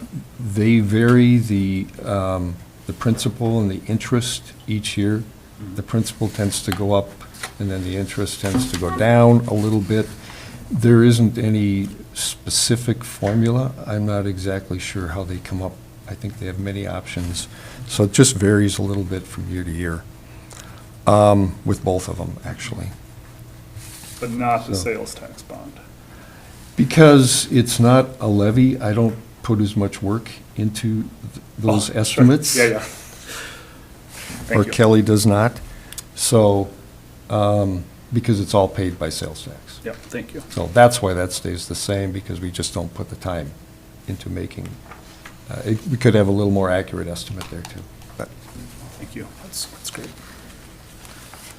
And so what you saw on December 17th, you saw the $196,000 contingency, and so that goes away. And that's, again, along with, and that was already there for the contingent, the 95% option. That was the first contingency we added, and then when we went with the 95, we added about 811 more on December 20th, and then all of that now is folded into those three departments. Commissioner Mills? Thank you, Madam Chair. Again, thank you, Brady. I just want to point out for the board and the public that there is a small typo that we already talked about, and Brady said it correctly. It's just printed with an error. It should be 1.007. Oh, did I say- And it still says Oh, I'm sorry. 1.07. So Yes, correct. That's just a small, a zero, but I could say, Yes, a zero can go big. exactly. No, sorry, it was pointed out to me again, and yes. No problem. Well, I just appreciate that this is aligning our budget and our actual costs so that they're more comparable. That's the purpose, and Yeah, this is just a technical, that our budget's as close as we can. right. Any further questions or comments? Not, I'd entertain a motion. Madam Chair, I'd like to make a motion to approve to amend the 2023 county budget for the comp study costs as shown in the packet. Thank you so much, Commissioner Mills. Is there support? Support. Thank you, Commissioner Storley. We have a motion, we have support. Any further discussion? All in favor? Opposed? Motion carries. Thank you so much, Auditor Powers. And we'll move on now to Administrator Yorkie. Perhaps we will. Excuse me. Thank you, Madam Chair. So item 9A concerns an addendum to the memorandum of agreement that we have with the University of Minnesota Extension Program. This is a budgeted expense to hire a summer intern to assist with the Thursday local foods market, also do education around the community garden, and promote local and healthy food. Again, this is something that's already in the budget, and we're basically just sharing the cost of the intern with the extension program. Any questions? Kind of like thinking about spring and Something farmer's growing. market, that feels really good. So is that position filled, or that will be? It will be. Okay. Commissioner Hawkins. And this item was discussed at our extension meeting last night. Oh. We hope it does get filled. I know it was mentioned to us, housing is playing a factor in who is able to apply for this job, because, of course, it's one thing to be in school and want to come and do this job as your summer job, but it's hard to find a place to live. So I did bring up a 50-unit apartment building saying, oh, if only we could have it done by. But that's down the road. So there shows we do need that type of housing. Sure. It's an important thing. So I just wanted to mention this was discussed last night, and I was confused because I'd read it, and I said, I thought we voted on this, so. The committee last night? No, I just read about it. I didn't vote yet. But yes, it's been in our budget, and it's been talked about, and we think this would be a very good thing for our community this summer if we can make it work. Thank you so much. Appreciate that, Commissioner Hawkins. Is there a motion? I'll make the motion to approve the summer intern for them. Thank you so much. I'll second it. Thank you, Commissioner White. We have a motion and a second. Any further discussion? All in favor? Aye. Opposed? Motion carries. Thank you, Commissioners. Item 9B concerns a request for bids to provide custodial services at the YMCA. The backstory here is that for the last several years, ISD 166 has contracted with the county to hire somebody to provide those services. We were notified at the end of last year that the most recent person to hold that position was moving on, and the district intended to recruit for a replacement, but they also, based on past experience, knew that it would be difficult to find somebody. And so they gave us 90 days notice per the contract that we have with them that they might have to discontinue the contract. And so they did identify a couple of candidates, neither of which panned out. And so we're now at a position where we have to find somebody to provide those services. And we're going to try to do that, at least in the interim, on a contract basis. So hiring somebody, a cleaning service or what have you, to do that work in the Y. There has been discussion, or the question's been posed as to whether this could or should become a county position. I think that's a possibility for FY #24. I think we could do that based on what's already budgeted for the contract. We could potentially do that without any increase in the levy. I think it'd be cost neutral. But I haven't dug into those numbers yet, so that's something we'd have to explore.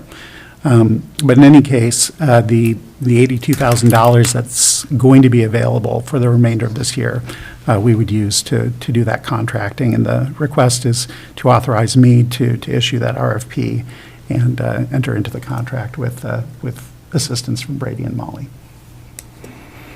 Questions? Commissioner Hawkins. Yeah, I'm a little confused. So the cleaning services are ending on the 20th, and today's the 14th. And so what are we doing on day 7?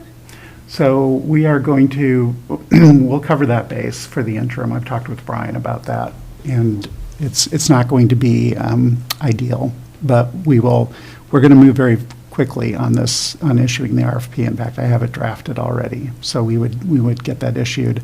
I've already been contacted by at least one cleaning service, and I know of a couple others that we're going to reach out to and share the RFP, and then we'll publicize it generally as well. And how long is it publicized for then? How long, what's the deadline for? I'm going to accelerate it, 7 to 10 days. Okay.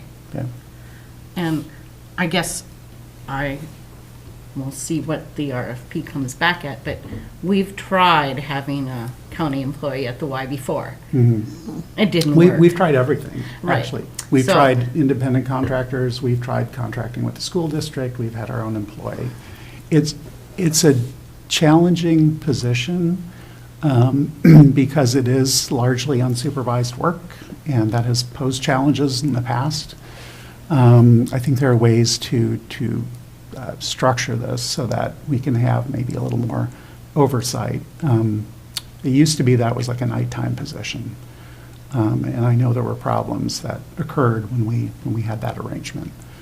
And then when it's been under the school district, it's been primarily a daytime cleaning position.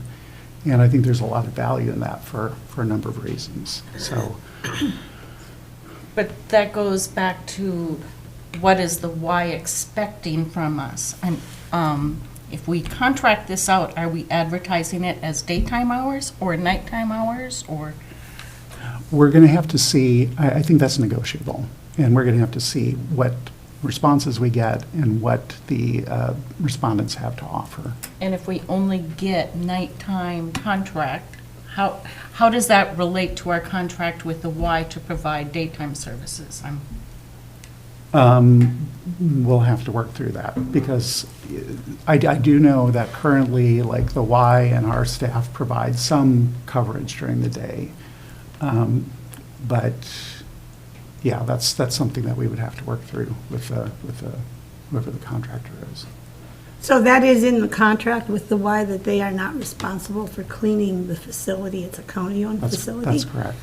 To stress, a county-owned facility. So this might not be the time, but I'd like to have a discussion about this. I read it in the newspaper about the Y now saying that a local 501c3 group, the log rolling group, I don't know the name of them, can no longer use the Y pool for their practices.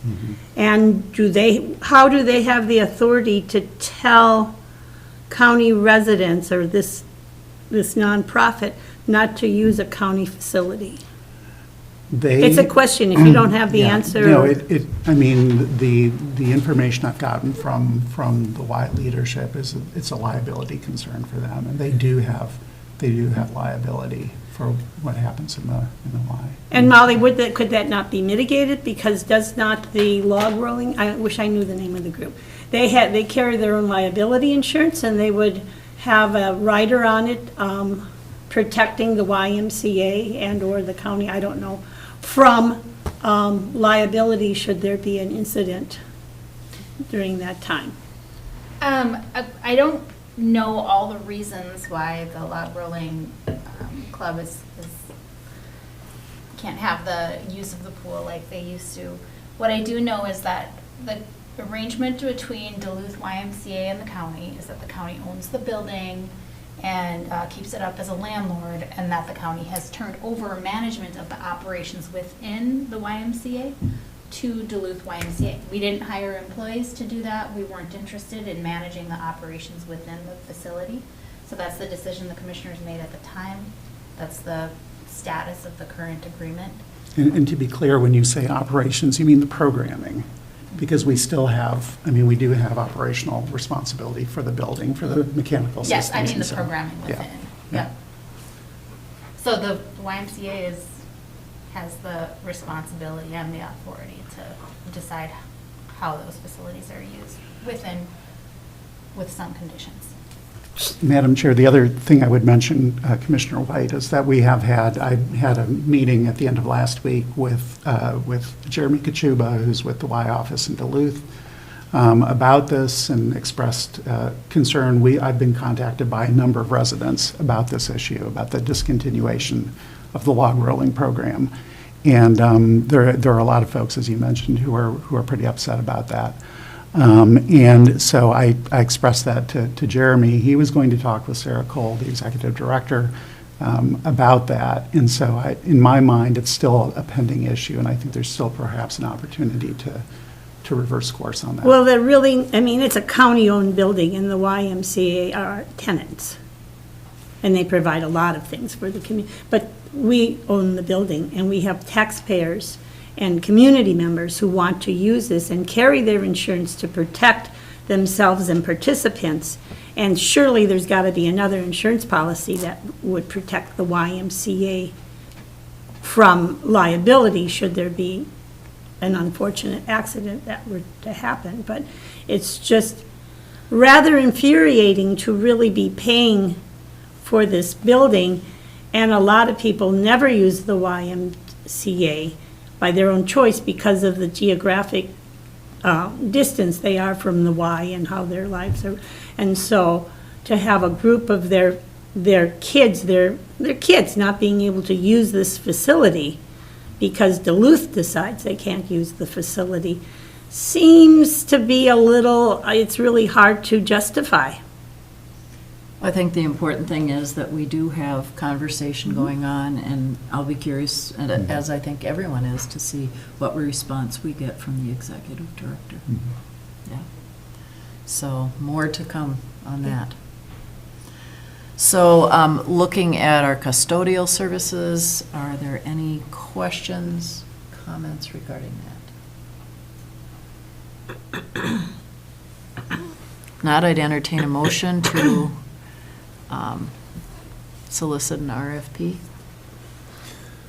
Madam Chair, I'd make the motion to authorize the county administrator to solicit bids and contract for custodial services for the YMCA for the remainder of 2023 in the amount not to exceed $82,000. Thank you, Commissioner Mills. Is there support? Thank you, Commissioner White. We have a motion. We have support. Any further comments or questions? All in favor? Aye. Opposed? Motion carries. All right. Thank you for that. Moving on to item 9C, we have a contract with David Brown Associates to assist in updating county job descriptions. This is something that I think we've talked about a number of times in this meeting.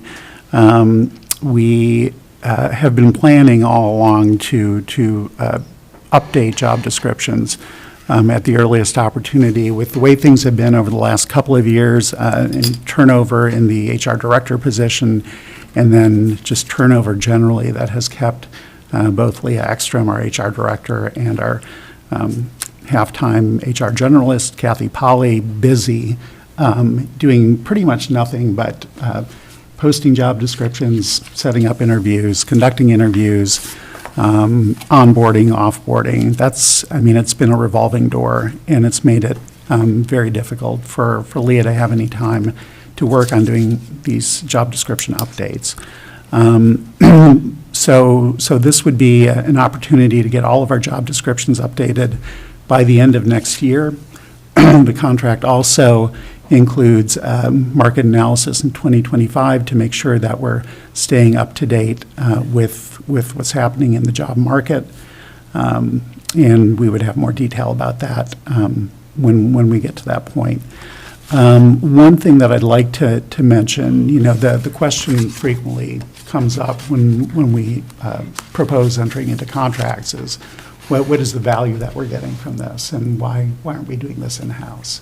And so I think I've addressed that in part, but one thing I'd like to note is just the dollar amount of this contract for what we are getting out of it presents significant value in my mind, because these descriptions, they have to be up to date. We have to make sure that the descriptions appropriately describe what people are doing, so that we can appropriately grade the positions to make sure that staff are being paid what they should be paid. And so this just gets us up to speed by the end of next year, if not sooner, and ensures that our folks are getting the salary that they deserve, and that their job descriptions appropriately describe the work that they're doing. Commissioner White. Administrator, So the department must have some input into this. Yeah, so we are going to have, this isn't something where the consultant just goes off and does the work and comes back and says, here are your job descriptions. There's going to be a feedback cycle where Leah will get draft job descriptions, and we'll share those with department directors and supervisors to make sure that the descriptions are what they need, what we need them to be. In fact, the consultant has provided us with different templates that we might consider. We're probably going to keep something that looks very similar to what we have now. We might make some tweaks to it, but I think what we have currently works pretty well. People are accustomed to it, and so we don't want to make any really big changes. Other questions? Commissioner Hawkins? I just have a comment. Well, I guess I do have a question. I haven't been a fan of our job descriptions forever. That's not a secret. And we've been discussing these for many, many years. Long before I got on this board, these job descriptions keep coming up. We hire people, we hire a part-time help, we're going to focus on this. I went back, I don't know, I think it was 2020. We said, oh, we're going to get them done this year, and we still haven't gotten them done. I think our job description, the whole process needs to be rethought. If it takes this long to do it, we got a problem. And we keep putting it off and putting it off. So there's just voicing that, Stupid COVID. well, I don't think it was all COVID. I think it was, I just don't appreciate the format we were using and the process we were using. I have a question, though. So these PAQs, which I'm not quite sure what that looks like. What's a PAQ? Position Analysis Questionnaire that they're going to design and send out to every employee, and the employees and the supervisors or department head fill out one of these for them to analyze that position, right? Is that what it? Yes. Okay. And then it will be written in a standardized format developed with and approved by the project team. The project team, who does that include here at the county? So Leah's here, and I'll let her come to the mic and respond to that.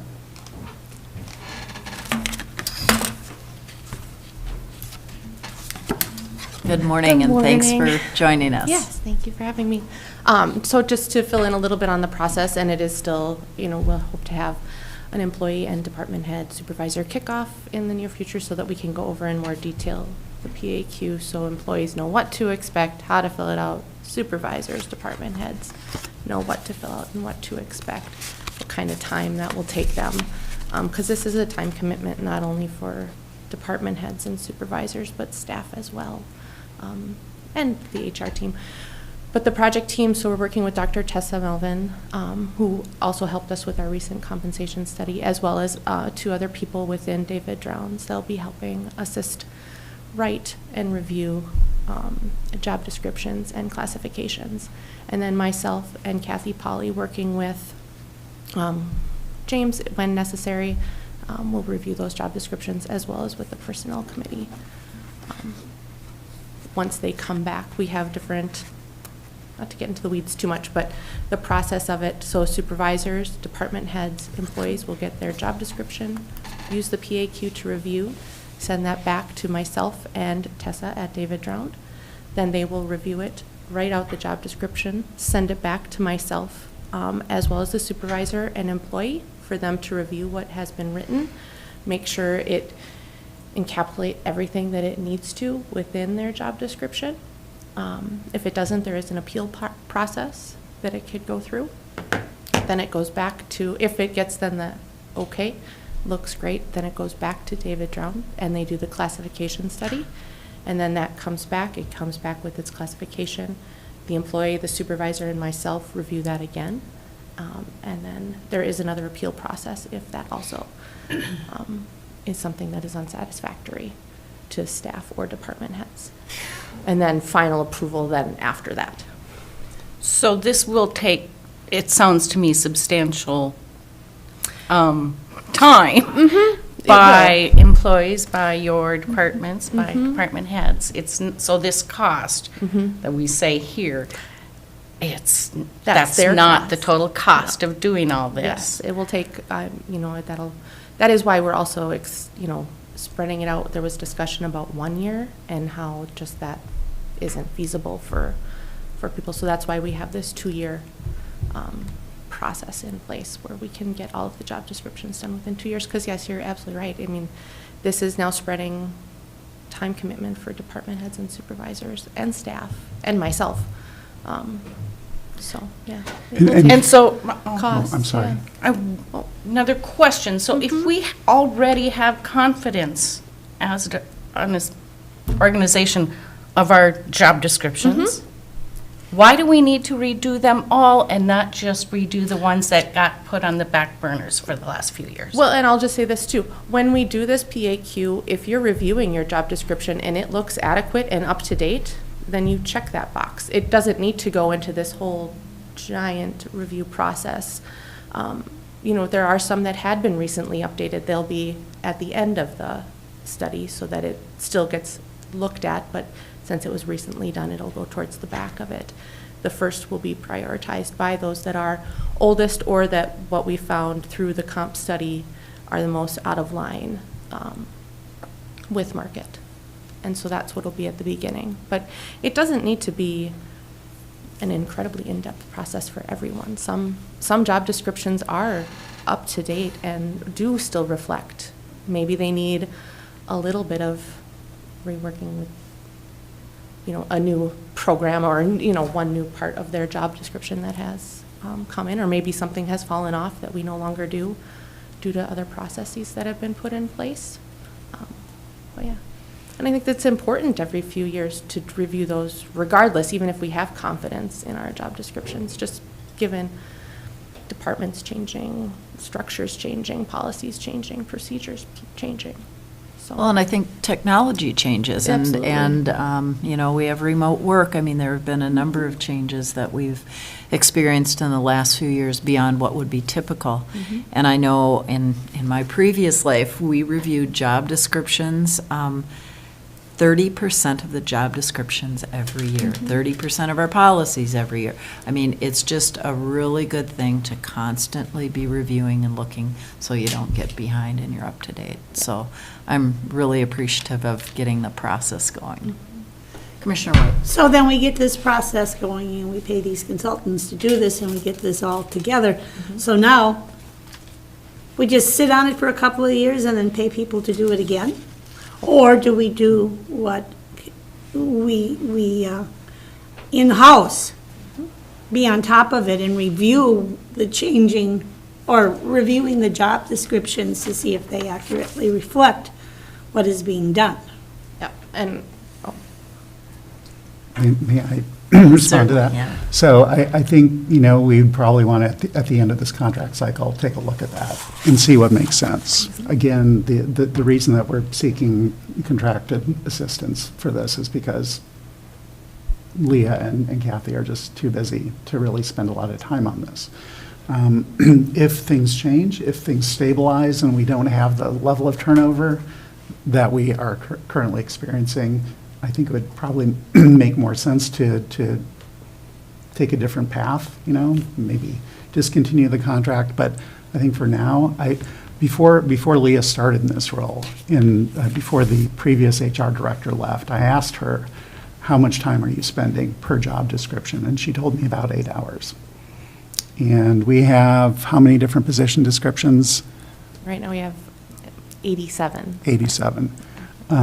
So you can do the math. It's a significant amount of time. I mean, if all of those required a complete update. So I think at this time, it makes sense to use a contract to get caught up.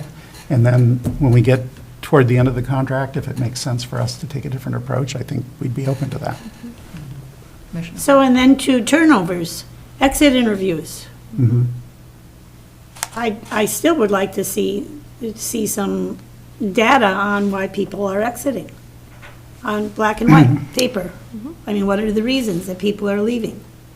You must be able to create a spreadsheet. She does have that I information. do, yeah, not present in front of me, but yes, and I mean, it's a myriad of reasons, as we I'm sure it discussed before. It ranges from moving out of the county to pay, to new job opportunities for job growth and development, and, yeah, I would say those are the top three. So if I swing by, you could give me a printout? I can, you give me yeah. Okay. Other questions? Commissioner Hawkins? Yeah, another thing in this thing. It says, "We will work with you to create job families where appropriate." What's a job family? So job families are like jobs. So when we talk about administrative assistants, in some counties, there is one administrative assistant job description with potentially, even though they might be in different departments, with then addendums attached to them that maybe specify in specific departments what those other specific duties might lay out. So in some counties, in some locations, in some companies, that's how they do job descriptions, as by family grouping. You know, you have administrative assistants, maybe you have social workers just as one job description, but then there are multiple areas that these social workers specifically work in, and then with addendums, you would create out. And so that's a choice that we can make if we want to go that route or not. We currently don't do that right now. And maybe that's, so that encourages me, because I kind of look at what other counties do, and I'm like, why do we have such wide variety? Other counties don't do it this way, and maybe that's where my distrust of our job descriptions comes in, that we try to make ours sound differently. Yeah.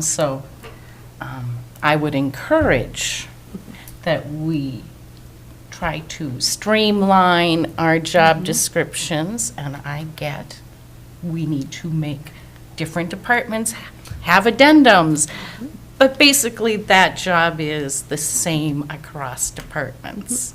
There are a lot So, of, yeah. Thank you for explaining that, and I would express my appreciation that this is included here, and I expect to see some job families.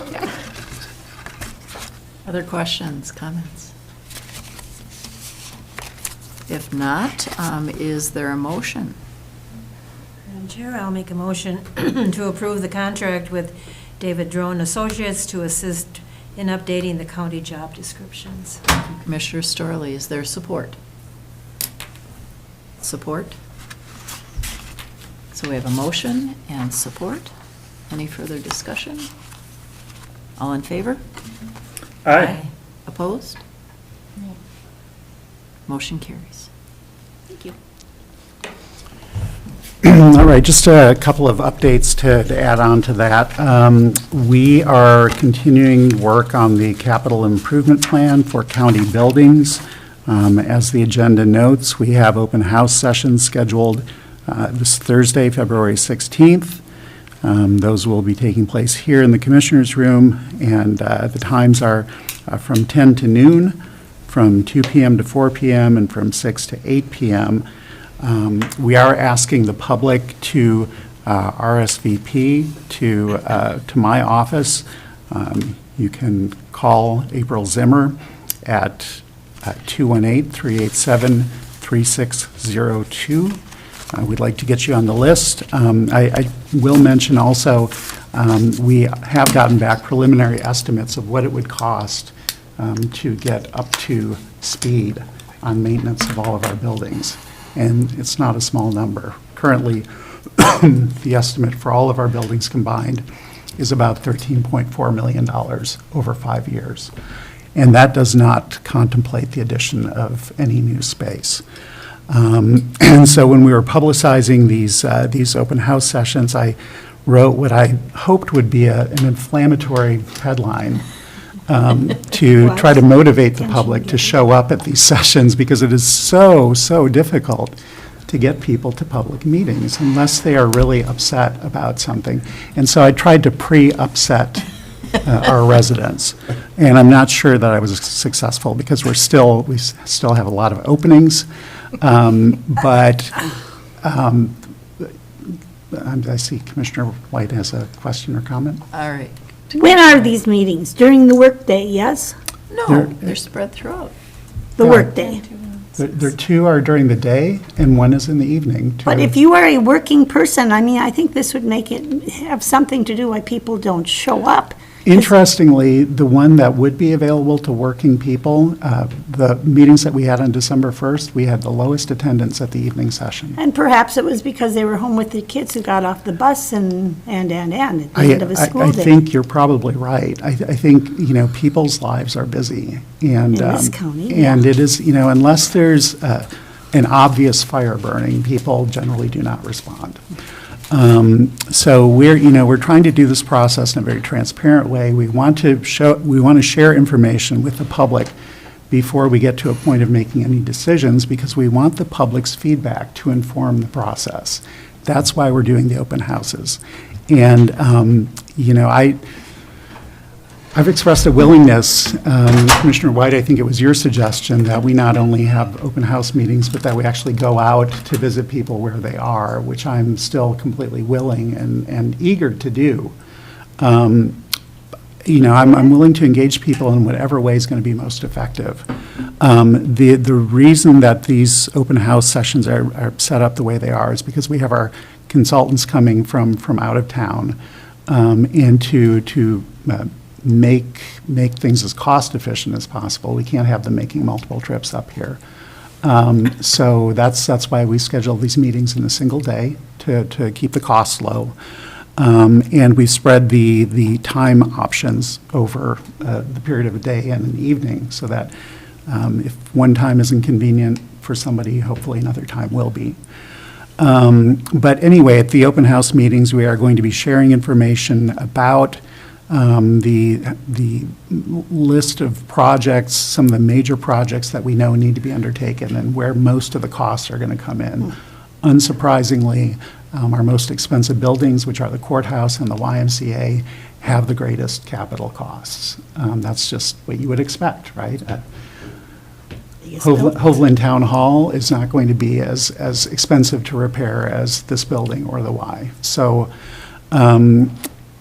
So anyway, we want to share information about those costs. And the other big thing is we have a space deficit both at the Law Enforcement Center and here at the courthouse. And so we've started doing some space blocking to give conceptual ideas of how we could address those space deficits. And again, we really want public feedback on those scenarios before any decisions are made. The Law Enforcement Center, I've said repeatedly, we are not going to be proposing the addition of any jail space because that was a very controversial element of the last capital improvement plan.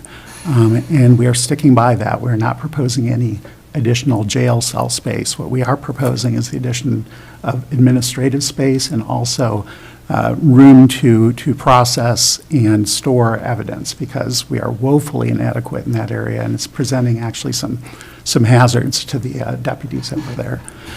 And then we have also, of course, space deficits here in this building. I think we've got a scenario that would involve adding space to the LEC and moving some of the functions upstairs, the county administrator's office and court administration probation over to the LEC to basically create a justice center. There'd be a lot of efficiencies that could be realized by adopting that. And so that's something that we'd like to share with the public. We have some other scenarios too that would involve adding space to the LEC, but also adding space to the courthouse. And we've developed some very preliminary cost estimates of what those options would involve. So anyway, I can't say it enough. Public, if you are listening, we need you to show up at these meetings. We really, really want your feedback.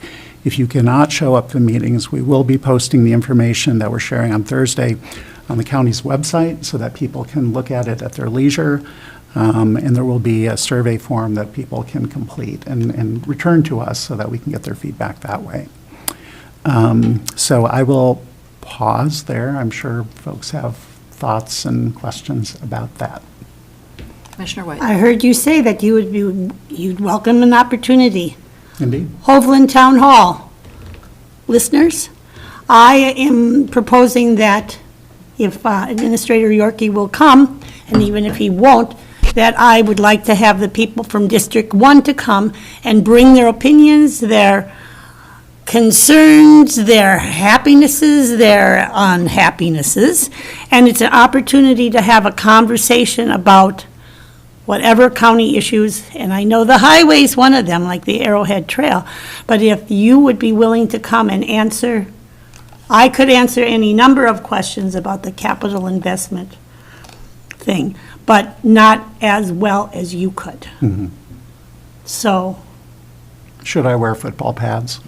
no, but you should dress warmly because it's a big space to heat up and you might not, you want to dress in layers. Okay, So we don't like crank the heat up and good to know. spend a lot of money. But I was thinking that perhaps if we don't do it right after church on a Sunday, we would do it early evening during the week sometime. And so if you were Weekends are- going to be our weekends are star fine, too. attraction, Okay, well, that's a we'll lot of discuss pressure. this. It is, particularly going east.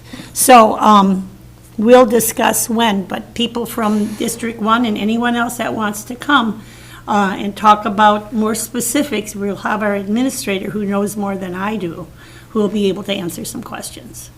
And he's an okay guy, so that he's coming. And I will provide something to eat this time around.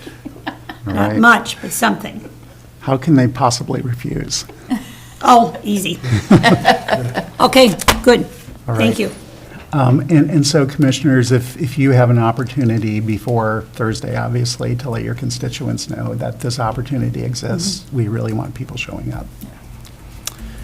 All right, the other thing that I wanted to brief you on briefly is we have had a couple of meetings of our, not our capital improvement plan, our strategic plan steering committee, on which Commissioner White is serving, and I'm not even going to thank her for her willingness to do that, because I know she doesn't like to be thanked. But we've started that conversation, and one thing, so at the last meeting, at the end of last week, I had put together a timeline. I'd shared with you my intention of getting this plan done by mid-year, and I'd set up a timeline to accomplish that. And I did get some feedback from members of the steering committee that they felt the process. There are 3 different points at which we engage staff in providing feedback on mission and vision, objectives, strategies, and action steps. The feedback that I got from the group on Thursday last week was they felt that despite the inclusion of several opportunities for staff engagement, that the front part of the schedule was too accelerated, and they wanted to spend more time on the front end. And so I said I would look at the calendar and revise it to maybe provide more opportunities at the front end for people to engage. Clearly, it is very important that staff have an opportunity to participate in a meaningful way in the development of this plan, because they're the ones who are going to help us implement it. And if they aren't involved, if they don't have buy-in in the plan, it's not going to be successful. And so I completely agree there's a lot of value in making sure that we don't miss steps there. But I'm also really intent on getting this thing done. I should mention also, we talked about the contract with David Drown. This was something for this year, I'd had $20,000 in my budget for contractual services to assist in the development of this plan. And in thinking about it more, I thought we probably have the resources to do this internally. So we're not contracting with anybody to assist. We're going to be doing it internally. And, I think we have the expertise in-house. A lot of us have done strategic planning already. We also know our organization better than any outside party. And so I think we have the resources needed to get this work done. But I just wanted to let you know that we'll probably be stretching out the timeline by a couple of months to provide more opportunity for people to plug in at the front end of the process. So, Commissioner White. And could you explain to the listening public what the strategic plan is planning? it is our roadmap for the next 3 years to basically develop a vision of what we want to be as an organization. The vision is always like an aspirational statement. How do we want to be at the end of this plan? How do we want this organization to look? And that drives everything, all the strategies that are part of the plan, all the objectives that we establish are geared toward achieving that vision. And I don't want to, we did some brainstorming about vision statements already. I'm not ready to share those yet, but we will be coming forward. What we'd like to do is check in with the board, and when we have recommendations that have been vetted by all staff regarding a vision and mission, we're going to bring those forward to the board for approval before we take the next step in the process. So it's going to be iterative, it's going to be progressive. We're using a tool that I really like from the University of Kansas. It's called the Community Toolbox, and it's basically a step-by-step process for developing a strategic plan.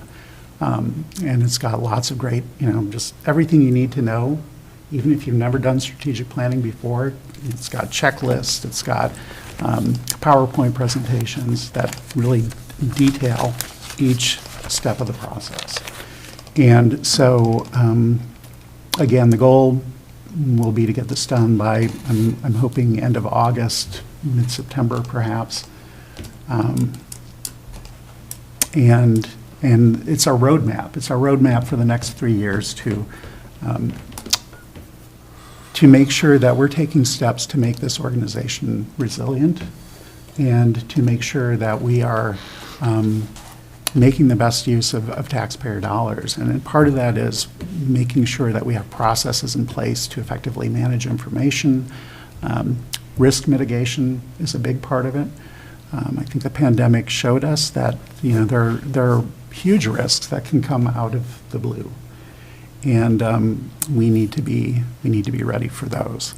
And so, just modernizing processes. We're doing a number of things already, like looking at updating our HR and payroll software. Those are the kinds of things that we need to do to modernize the way we do business, to do things more efficiently, and to use levy dollars more cost effectively. So that's kind of where we are. It's a big process. There are lots of ideas that folks have, and again, it's really important that staff are meaningfully involved in the development of the plan. Commissioner Mills. Thank you, Madam Chair.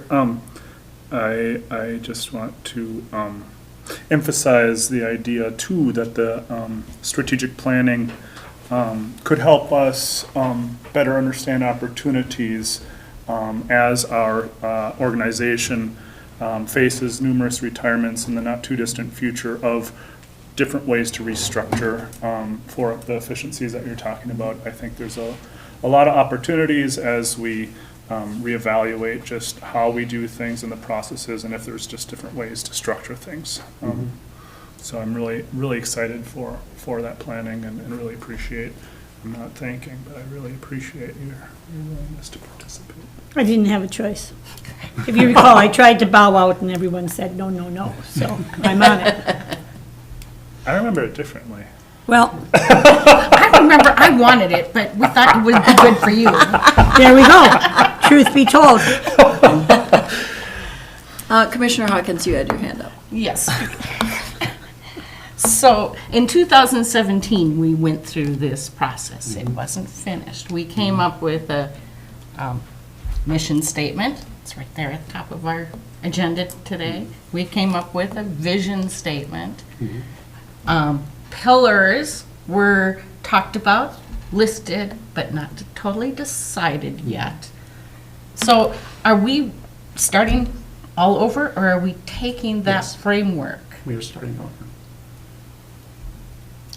I guess I wish I was there to say, Is there any I reason- really liked what was done. Is there any reason that she could not come also? We don't have to even talk to each other, and there's only two of us, it's not a quorum.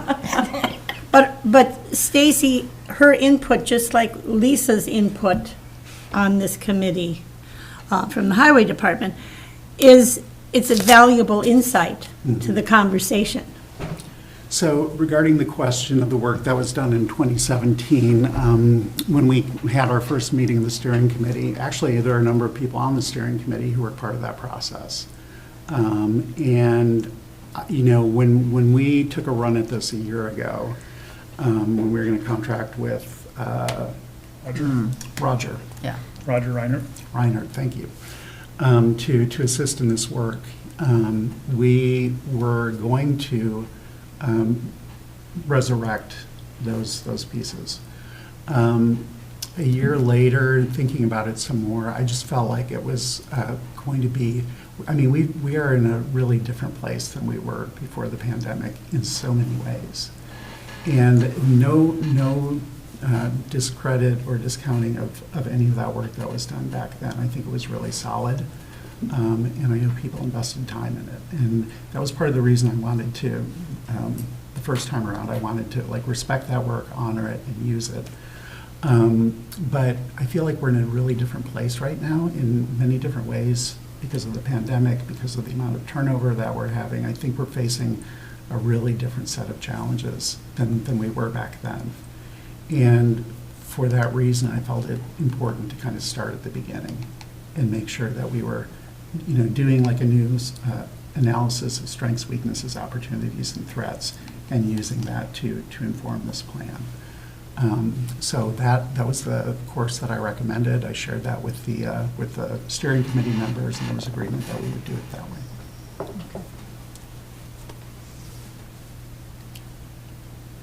So back to my question. Could not Stacy attend and participate? There's no reason she couldn't. Hope to see Although, you Send me an although I do want to make sure, I mean, I think it's really important that this be a staff-driven process. Oh, yes, indeed, indeed. And I'd want to make sure that, I mean, there are multiple points at which the board will, I mean, you've seen the schedule. Mm-hmm. There are multiple points where we'll bring the information forward to the board, talk about what we've discussed to date, and have a chance to have the board provide input into the process.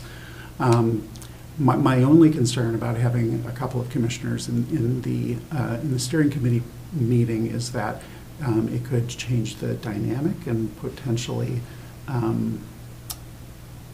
don't know, make people We'd be less too willing to- intimidating? Yes. Nobody That's- wants to talk to us. That's kind of what I'm trying to get at. That's really my only concern. I mean, I really, my default is let's be as open and transparent and engaging of all stakeholder groups as possible. I think we've had some really candid conversations in the working group so far, and I want to make sure that we're able to maintain that. Commissioner Mills? Thank you, Madam Chair. How many people are in the working group? We have a total of 12, 11, 7. 12? The department heads. Well, We have the Lisa. department heads, and then we've got, well, so we've got 2 supervisors, one of whom is an alternate. So really, 1 supervisor, we have, I believe, 4 department heads, and myself and Commissioner White. Am I missing anyone? Seems like there are more of us than that. There's 8. Leah, Rowan, Mhm. Allison, Robbie. Robbie, Lisa, Gary. Right. And I'm counting, I mean, Lisa, yeah, the supervisors had 1 representative, and I think Matt had 4. The management advisory team had 4.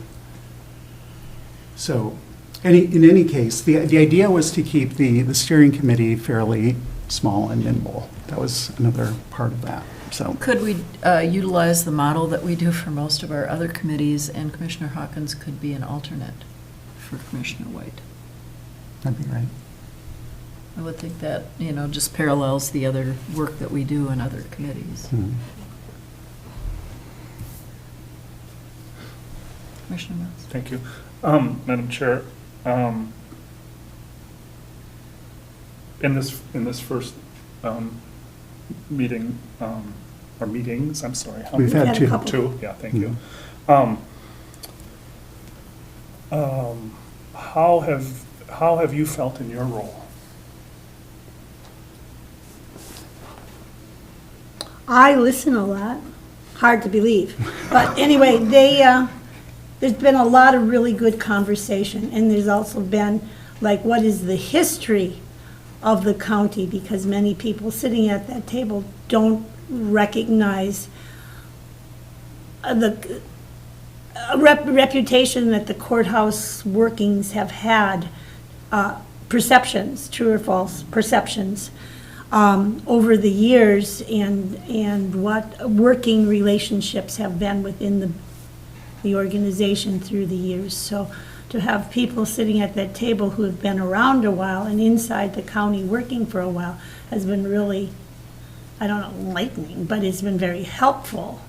And I think it's been very positive conversations about, everyone wants it. We want this to work well. So, and if everyone's intimidated, then they certainly cover it well. No, yeah, I don't have concerns there. Well, but I some just- people should, but other than that, I believe there's been very good conversations. I don't feel like there's any wallflowers sitting there afraid to speak up. Thank you. Anything else? That's all I can think of for now. All right. Well, we have, at this point, an opportunity for commissioners to share some of their reports. Commissioner Hawkins, anything? Yeah, I was thinking community center extension, but I shared that already, so, yeah, okay. Nothing new. All right, Commissioner White? Well, I've just been hanging out at the hub. I think that's the most exciting thing I've been doing. Although I learned a whole lot with the labor management group. That was, it's all this learning stuff all the time. But I don't see anything. I think the communications among the different people is pretty open, and and the meetings I've attended, the strategic planning, but the biggest one that I've been spending the most time with has been actually the Council on Aging. And they're restructuring, and they're going to be doing a visioning for themselves, and it's just that, contrary to the other groups that I have been meeting with, this group exudes energy. High energy. They're really excited about what they're doing. So I don't think there'll be there's no contest in that, so that's it. Commissioner Mills? Thank you, Madam Chair. Normally, I would share this at our Public Health Human Services meeting, and maybe I will there as well, but I just wanted to let everyone know, and perhaps everyone's aware, of quite an outbreak in the Duluth region in particular regarding, there was the Mpox, although that's on the decline, both HIV as well as syphilis. And so there are currently 12 cases of syphilis in Carleton County, I think 104 in St. Louis County, 5 in Lake County, and 0 so far in Cook County. But that was a topic of conversation yesterday at our CHB meeting, and it was part of the presentation given by our medical consultant, and a good amount of conversation from all of our public health staff present there. So I'm pretty ignorant of syphilis, aside from it being a sexually transmitted disease. So I learned a lot about it and its effects and how it can be passed from mother to child and how it is really hard to diagnose. Though if it is diagnosed early, it is very easy to treat. Though if it's not, it can be fatal, and it can just lead to a lot of problems. So I just thought everyone should be aware of that, in our region especially. Also, taking the number of $13.4 million and doing some rough math from this guy who doesn't know much, it looks like if we were to bond for that in its entirety, it would be somewhere between $486,000 and $444,000 as a payment. So for the board's reference, that is a little, probably around 4% of our levy, maybe a little less nowadays, but it just gives us some perspective of the costs we're talking about and how that might impact our budget and our community. So there we are. Thank you for those calculations. Commissioner, if I could add, so we're currently already budgeting over $500,000 a year between our maintenance department budget and the capital reserve fund. So, it's not as daunting as it might sound, but it's still, Well, I wasn't daunted by that number. I was like, oh, okay. well, still a lot of money. Something we can work towards, but it is a lot of money. Yep. Nothing to sneeze at, but that's really encouraging. Thank you, Mr. Yorkie. Commissioner Storley? I was quite impressed with our meeting on Friday. And we had a great turnout, and I hope to do it in the future. It's kind of like starting all over again because we were so comfortable with Senator Bach. And, he would come here, present to us, we'd ask questions, he would have a little time in the county, so hopefully Senator Hoshog will. And I'm looking forward to meeting our representative, Scraba, when we're down in St. Paul next week. So we already are booked in to meet with him and other people too and have our list. So, that was a good start with our new elected people. Right. Anything else? No. Yes. Commissioner My Mills. apologies. Thank you, Commissioner Storley, for jogging my memory there.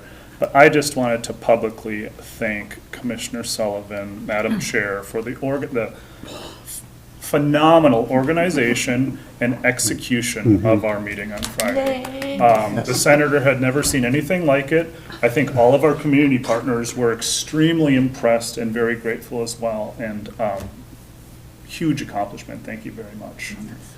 Thank you. and on very short notice. Yeah, on a dime. Yeah. Commissioner Sullivan was able to pull it all together and execute it. It was phenomenal. I just wish we would have had more time for more groups to participate, but we have a model we can use in the future, and we can invite Senator Hochschild back. We hope to get our representative and our U.S. senators here, and so hopefully we'll use that model again in the near future. Well, with the time that we had, you scheduled it perfectly. So thank you.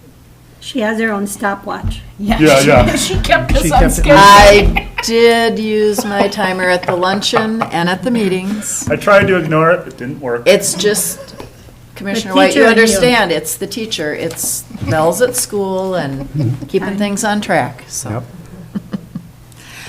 One thing I wanted to share, since we've been talking about strategic planning, is I had a chance on Saturday to participate in strategic planning for CCLEP, the Cook County Local Energy Project. We did a 7.5-hour session developing mission, vision, strategies, timelines.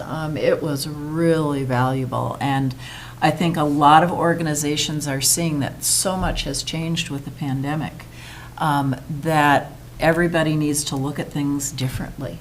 And so, anyway, it was just a great process led by Northspan. One of the things that I was really pleased with in both our committee addressing racial equity and our recent community leadership meetings as we had great representation from the city. So it's really nice to have our city partners back, and I just look forward to continuing our work with them. And then, last but not least, I had a chance to attend an activity called Smart Salting, about our use of road salt, and it was put on by the Minnesota Pollution Control Agency. And people that were commissioners or serving with highway departments or part of soil and water conservation groups had a chance to come together statewide for this event. And one of our own, Josh Dix, was in the video and talking about the pilot that's being done here in Cook County to use potassium chloride rather than salt on our roads. And we don't know where that's being done, but I'm just real anxious to have the winter season done for a variety of reasons.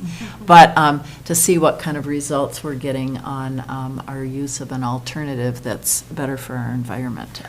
So that was really a fun thing to participate in. Madam Chair, Commissioner Mills. and I hesitate to even say this because I don't know for sure and need to rely on experts, but what I thought I'd heard recently was actually that's worse for the environment after all.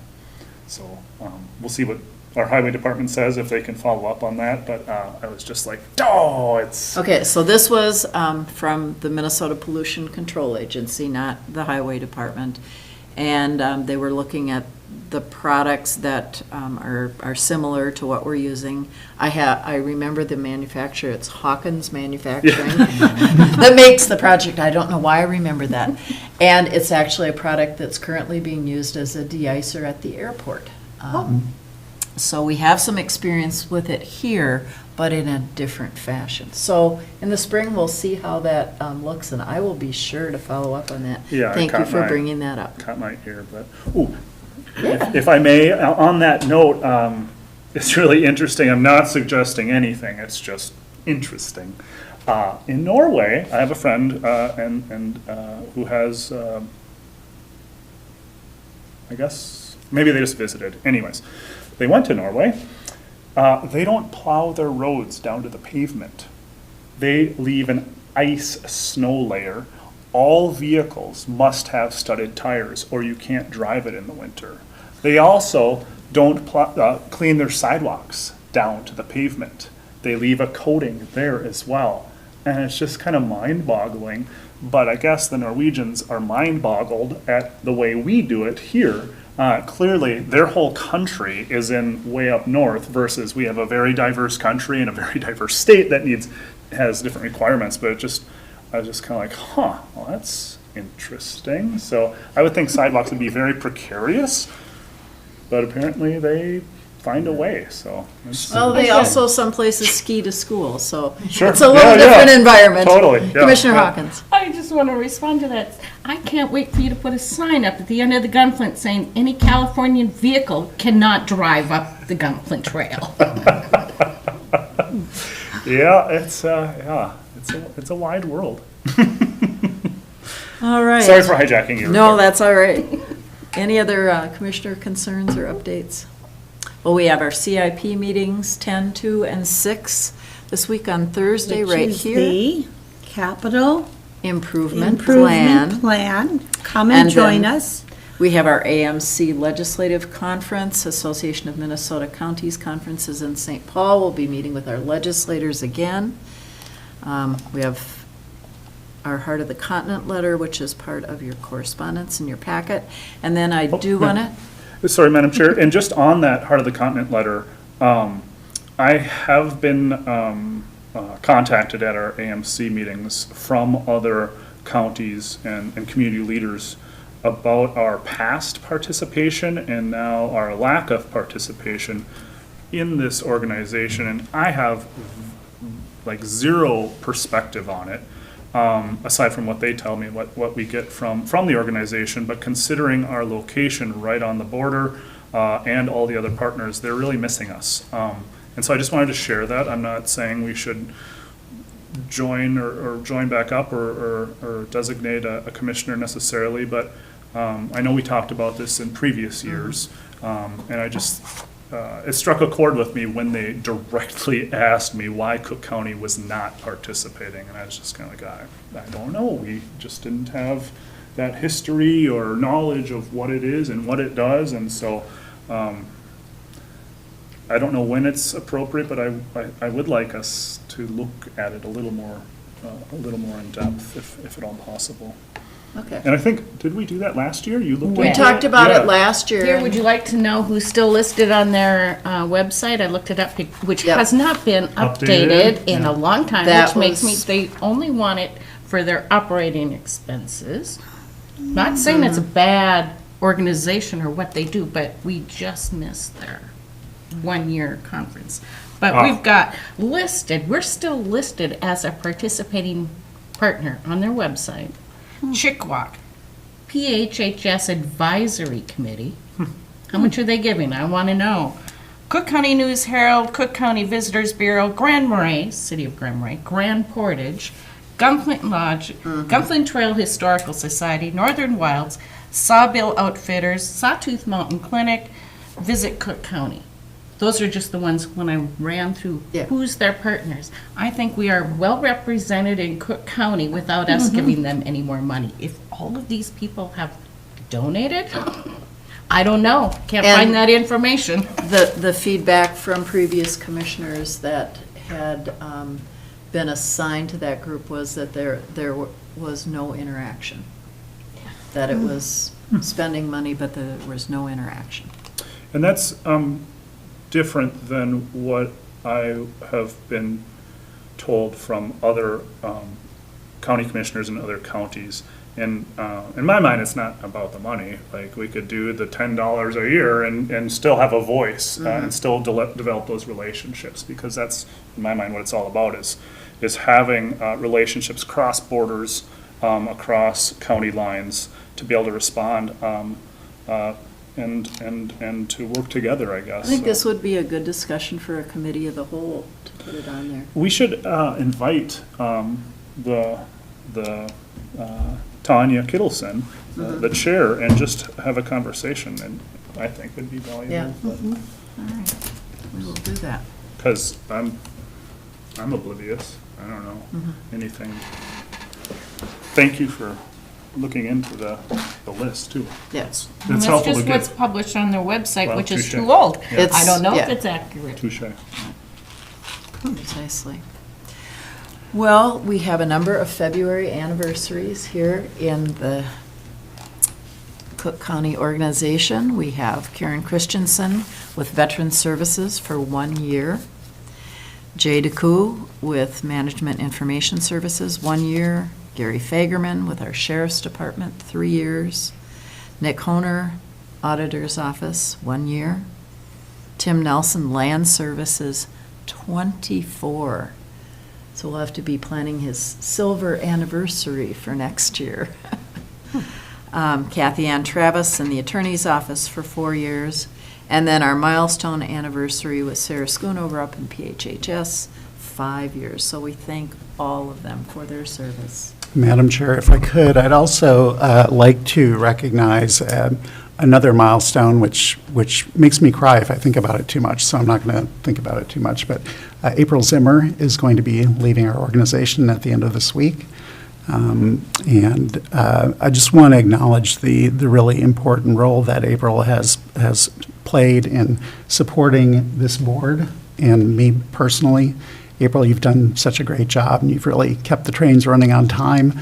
And nobody knows our iCompass, our legislative information system, better than April. And so I'm dreading having to try to post agendas without her help, but we do have some other folks internally who can provide some assistance in that regard. But April, you've done a really great job for us, and I really appreciate it. Thank you.